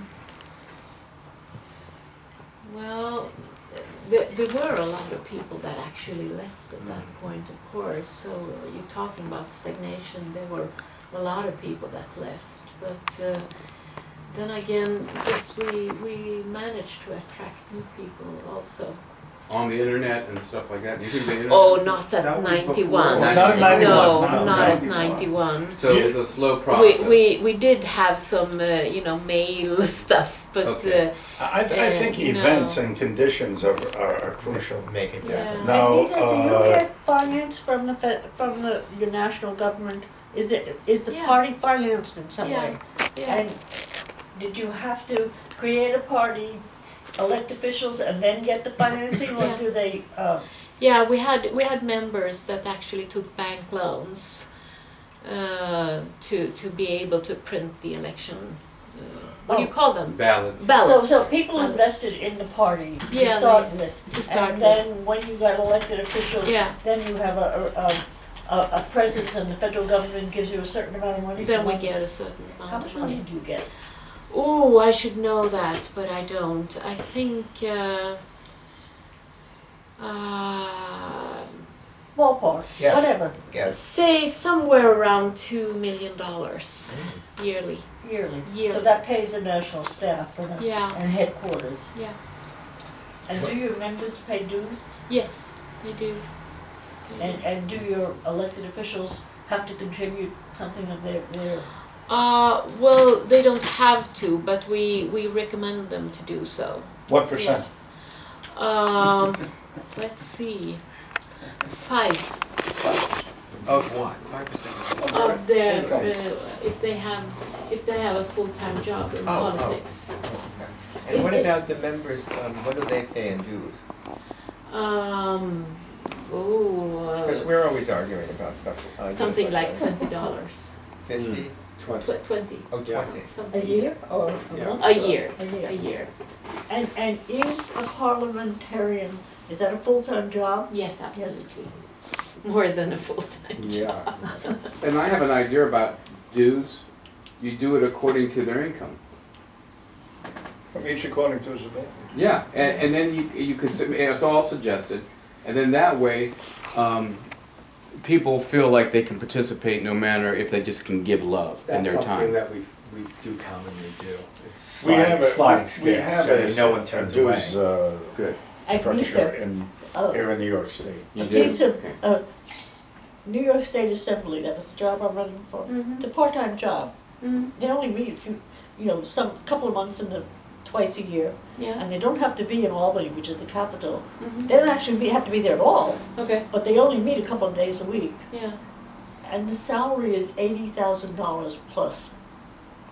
Okay. Plus that. And most of them have a law practice or another job. Hmm. So That's good that That they've got is a something else lot to of support money. themselves Yes, with. isn't it? Yeah. What happened in Chernobyl, was that an event that brought a lot of people into the Green Party in Sweden? I know that Sweden was in the path of the radiation. Yeah, it was. No, I wouldn't say that it brought a lot of people to the Green Party. I think there was an event in 1988 which actually brought a lot of people. That was when we entered the parliament, and during that time the seals. We don't have very many seals in Sweden, but the few seals we had, they got this kind of disease. And so everybody thought it must be pollution in the sea. It actually turned out that it was a disease, but at that time everybody thought, because it took such a long time to find out why they died. So Isn't that funny? it was something that really brought a lot of people into the Green Party. Well, I think we're gonna have this with Sandy. Well, we have opportunity. Yeah, you should really, I think really that is a wake-up call for a lot of people, because if you could sort of talk about good renewable energy and everything you can do good, that actually can bring a lot of good change and a lot of good jobs and a lot of smart way of thinking within the New York and within the United States, I think you have a good opportunity to do that. But talking about renewable energy, what about Sweden? Yeah. Does it burn coal? Does it have nuclear power plants? What percentage of its energy is supplied by solar, wind, and wave, and what percentage is supplied by nuclear and fossil fuels? Yeah, we have, let's see if I remember it right. We have around 3%, which is not much, wind. But then the most thing is actually water. We have actually destroyed a lot of. We have these falls, you know, waterfalls. Do you say waterfalls? Yeah. Yeah. We have a lot of those, so we have a lot of So you have a lot water of, energy. But we have hydroelectric. hydroelectric power. You have a lot Thank of you. dams. Yeah, we have a lot Are of there dams. questions about those dams? Not anymore, but when they were built, it was because they destroyed such really beautiful nature. So then it was a lot of Controversial. hurt in a lot of people, and it was And when was really that? controversial. And when was that? That is a long time ago. I think during the 60s, 50s or so, 60s. We have 12 nuclear plants. We have closed one, but this new conservative government has actually decided that it should be possible to build new ones, which we are totally against. Now Germany is phasing out all its nuclear Germany power is plants. phasing out, and But the that- Swedish government is going in the opposite direction. yeah, yes. But we are also building quite a lot of wind right now, so we are expanding, solar? but not enough. We do have some solar energy, and what we do have is some really good housing, which doesn't need any energy at all. So we have a lot of those kind, or a few of these energy kinds of. conservation. Well, it's not only passive.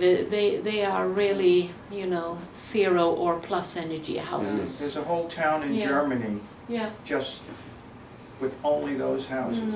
In the United States, there's only, believe it or not, and I've been following this particular thing, only 5 houses that meet that standard. Yeah.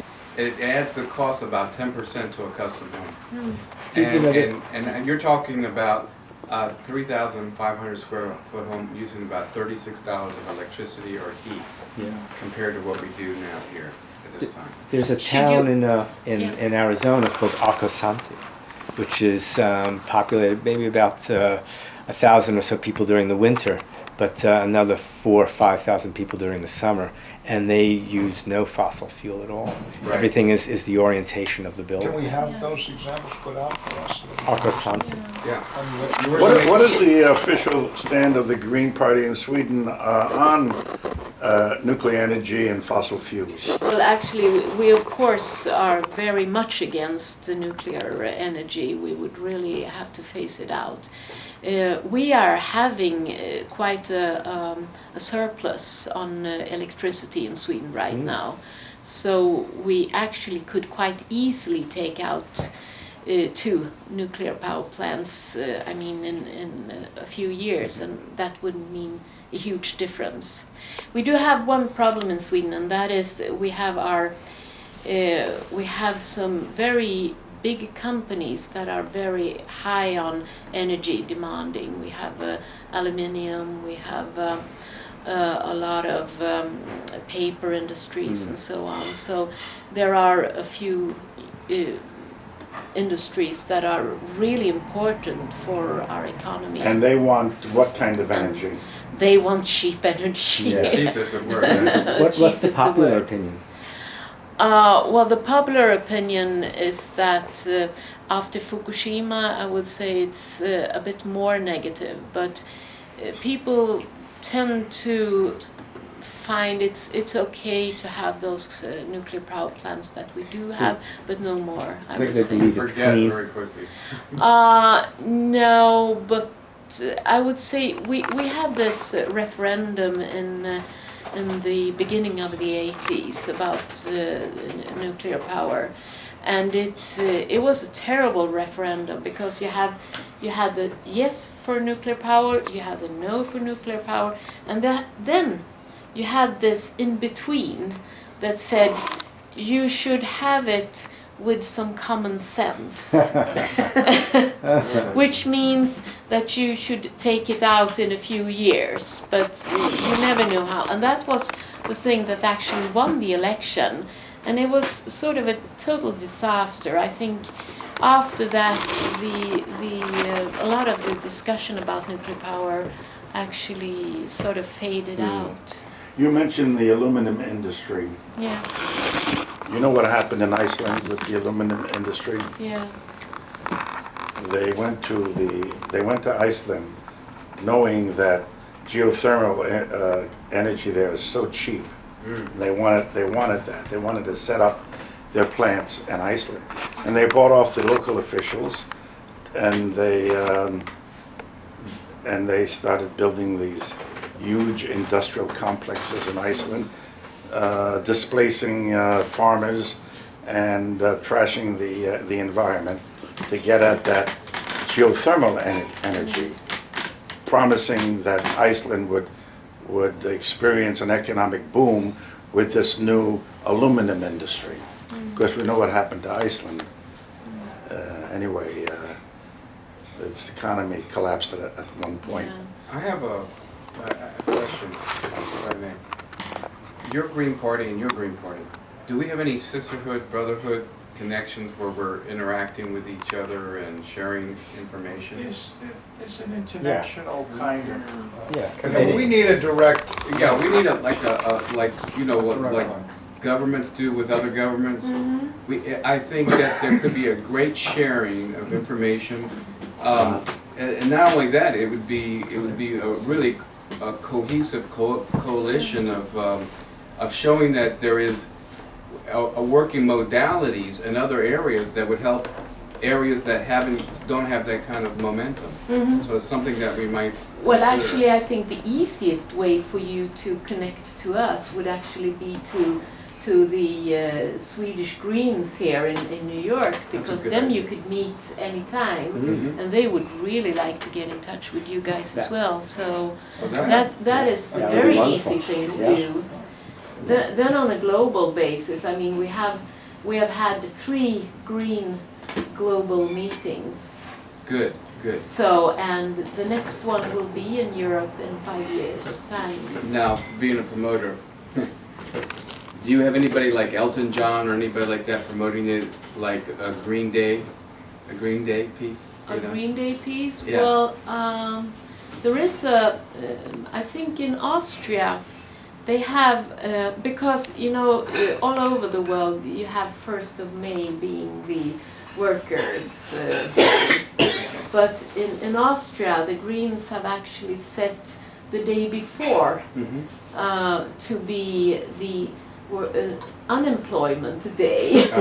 So it's not the Green Day. My suggestion is, as we build these sisterhoods and brotherhoods and connections, that we have to look at creating a celebration day, a Green Day. And anybody that wants to be a part of that should be a part of the Green Party. And I mean, this is the kind of systems that will push the party forward, and really, there are probably a lot of famous people that would say, yeah, I think it's a time that the idea is a time to come. So I'm participating, but we have to think about it, strategize as a working groups, and then plus it forward until we have a national coalition that can present it to a group of people, huh? Sounds great. Yeah. Okay.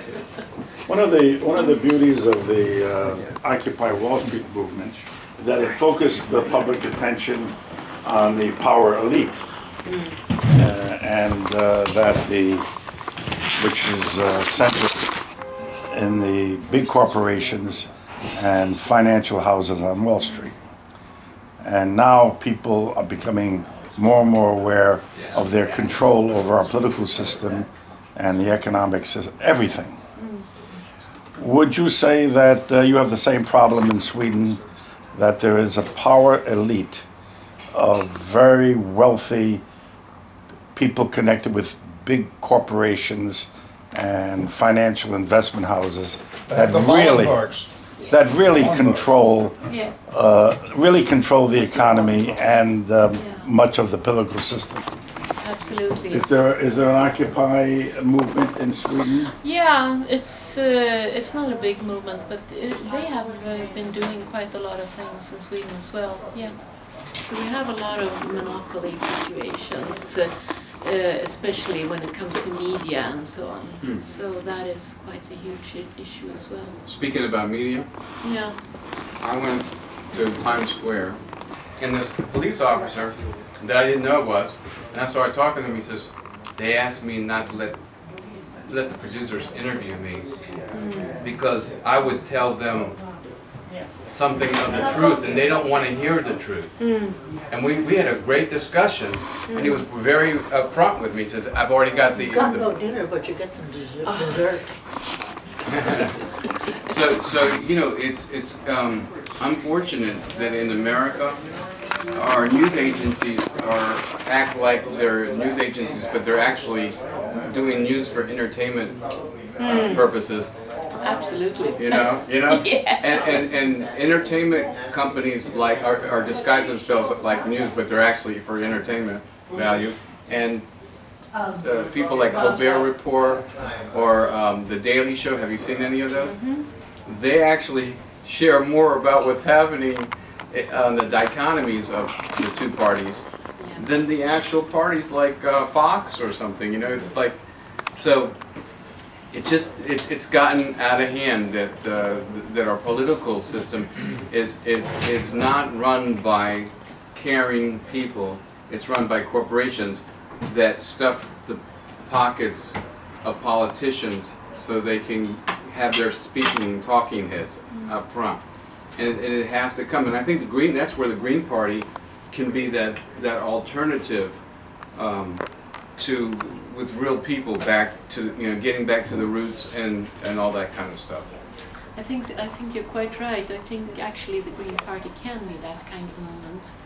I think what we have decided when we entered the Green Party is that we would like to take part of a political movement, not only be activists, not only be out on Occupy Wall Street, but actually take part and get into serious business and actually take part in a political system, but not be as the other politicians. Right.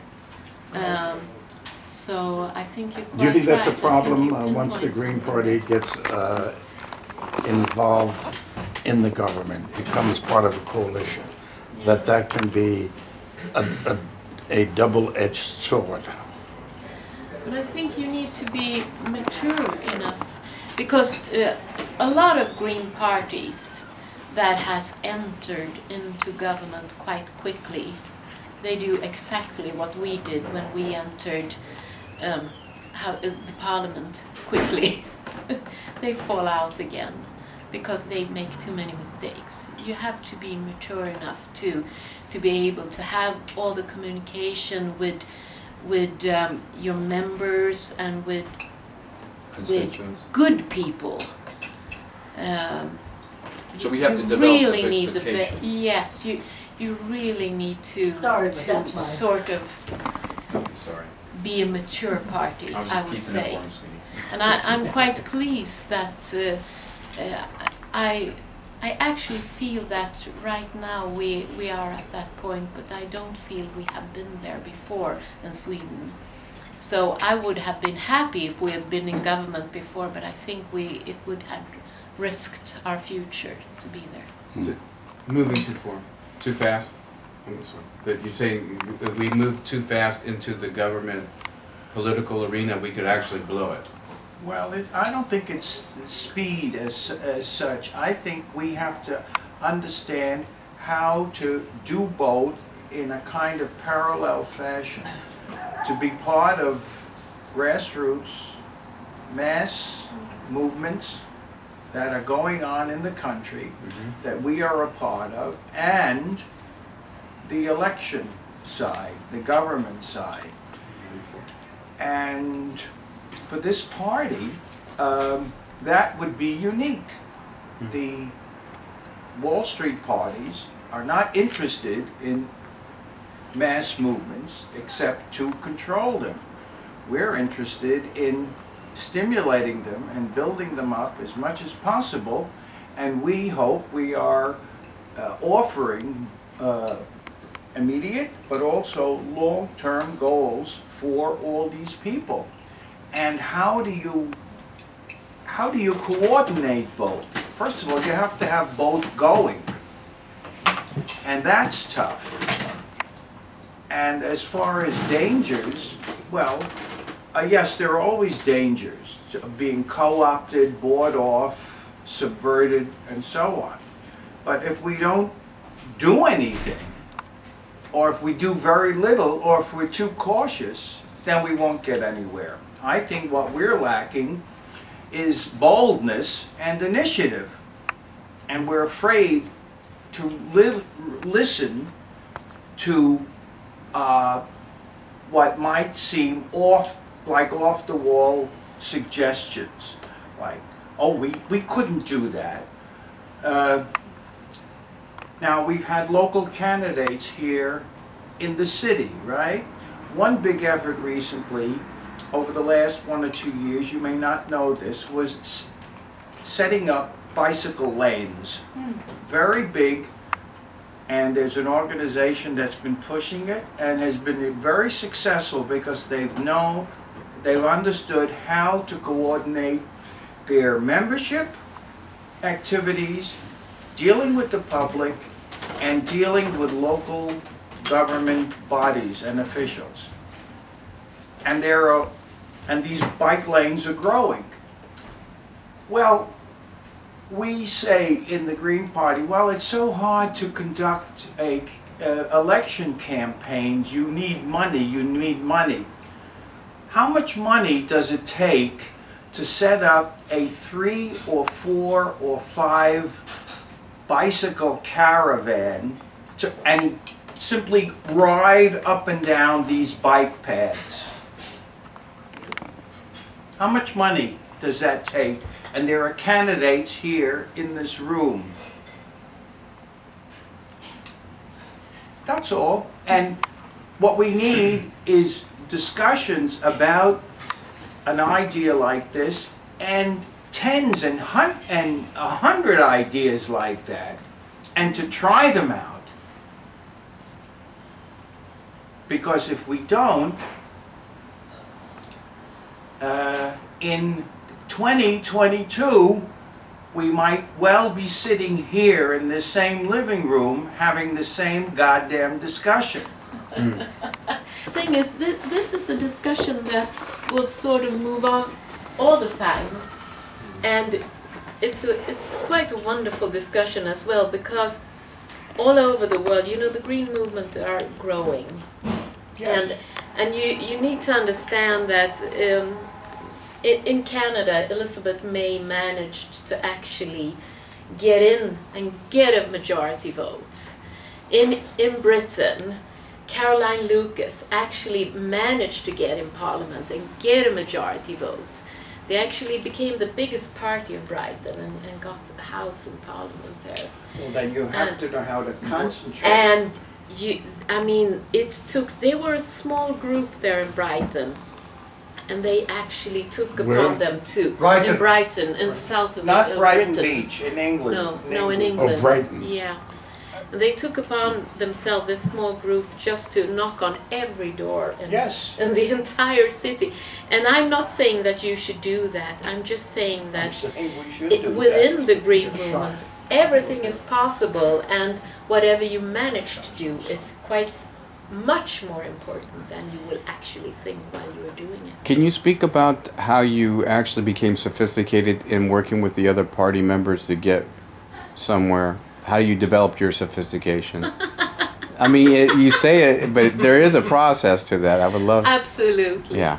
Well, we have this big party in Sweden, the Social Democrats, and they I mean, you have weak unions here in United States, but in Sweden the unions are really strong. They are really strong. And so the Social Democrats and the unions, they are quite dependent on each other, and they sort of teach each other how to negotiate. Okay. And so the Social Democrats, they negotiate in total other way than all the other parties.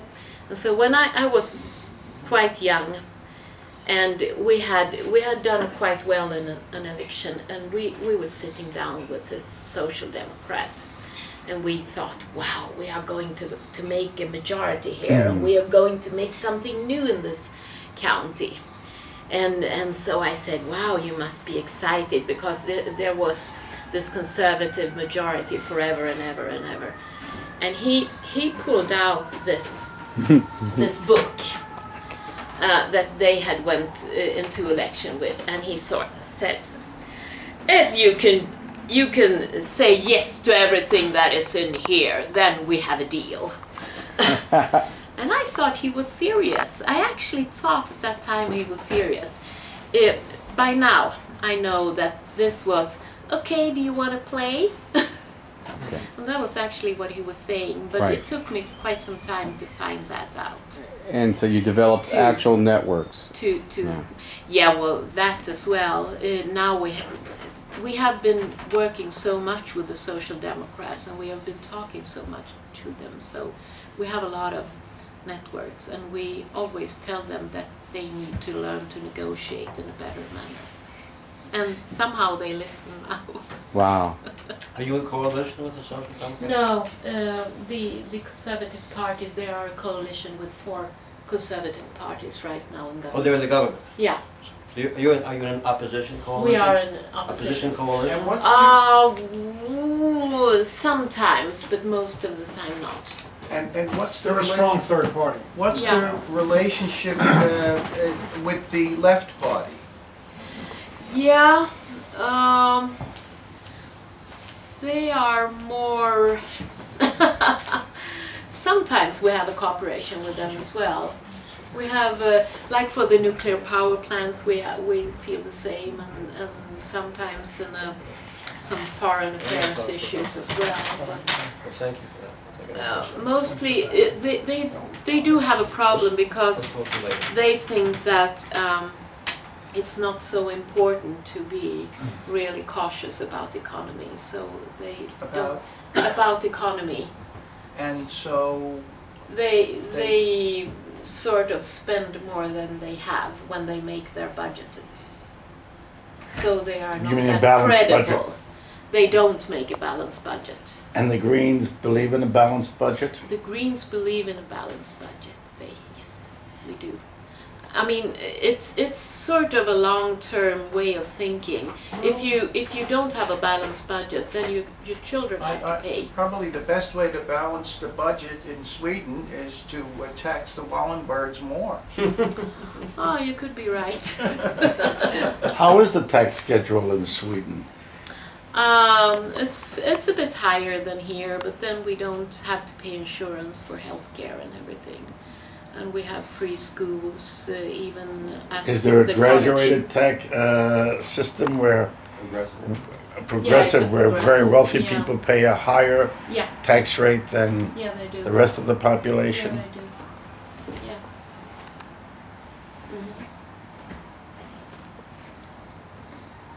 Yeah.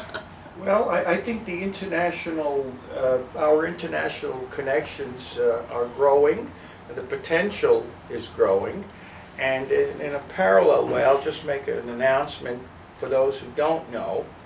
The Rosa Luxemburg Foundation, which is based in Berlin, is opening up a New York office. And that foundation is connected to the left party, not the Green Party, but Rosa Luxemburg, the left party, in Germany. And they're having an open house celebration on the 14th. And everybody's invited. You can get more details on the internet, just Rosa Luxemburg Foundation, New York office. The Green Party has, here in New York City, has participated in a yearly event called the Left Forum. And at the last couple of forums, we've had a table, and if you guys recall, or maybe Julia also, so did this so did the Luxembourg people. They had a table. So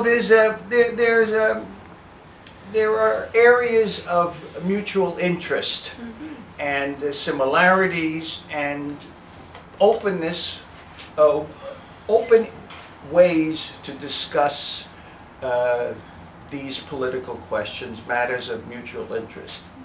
And it's wonderful that you're here and that we're talking and sharing this. Thank you for having me here. Thank you. Yeah. Tack så mycket. Oh. Before we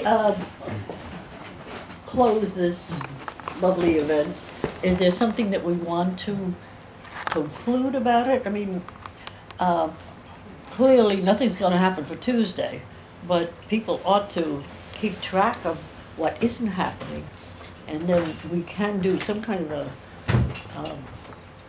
maybe just the group that's here think about what to do about the canvas. Yes. Because I think that's rather relatively urgent. Do you have a Facebook page? Yes. Okay, great. Would you be so kind enough to say for the camera and to the rest of us as well? My Facebook page. Well, I'm Agneta Borgesson. Okay, could you spell that for us? Agneta Borgesson. Okay, And you will find me. great. You happen to have a card handy too? Yes. Okay, good. Thank you, thank you. I'm on Twitter as well. That's Twitter. Yeah, those are important. I mean, when you have little groups and we develop our social media enterprise, Twitter becomes, let's rally over here to this point, do this, and it's kind of very interesting. You can really use Twitter in a great way. Thank you so much. Because I look forward of in a co-collaboration, like you said, use the local Green Party here as a. Absolutely, and you should get in touch with Yes. Tony and. Do you have a, well, you and I will be in touch. Yes, for sure. and I will get you in touch with them because Yes. they are really anxious to get in touch with you. I actually tried to get them to tag along tonight, but they really wanted, but were not able to. So Yeah, and it's but they want to get in touch with you. excellent. So Okay. that's great. Then I told Ron earlier tonight, about 20 years ago I went to a Zen Buddhism and Ecological Awareness conference in Forres, outside of London. And at the end of the conference, the monk that was running it asked us all to make a commitment to something in the world. And I thought, what do I have? Well, I don't have anything much in the way of money, but I've got an apartment. So I committed to my apartment will be a meeting place for, and that's 20 years ago, and there must have been 500 meetings in this apartment in the last 20 years. So I'm always happy to have a group. That is wonderful. Well, Wonderful.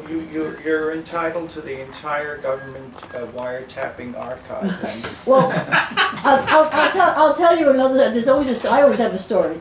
I have my because I run for office so often. I have a Google alert on my name. Should it come up in the press someplace or whatever, I want to know. So one day, the Google alert is there, and I go and I look, and there's an article by Al Jazeera. It's in Al Jazeera, and I'm in it. And basically, I'm trying to think how that happened, and I realized I was quoted in a press release at our national party, and Al Jazeera turned it into a news story.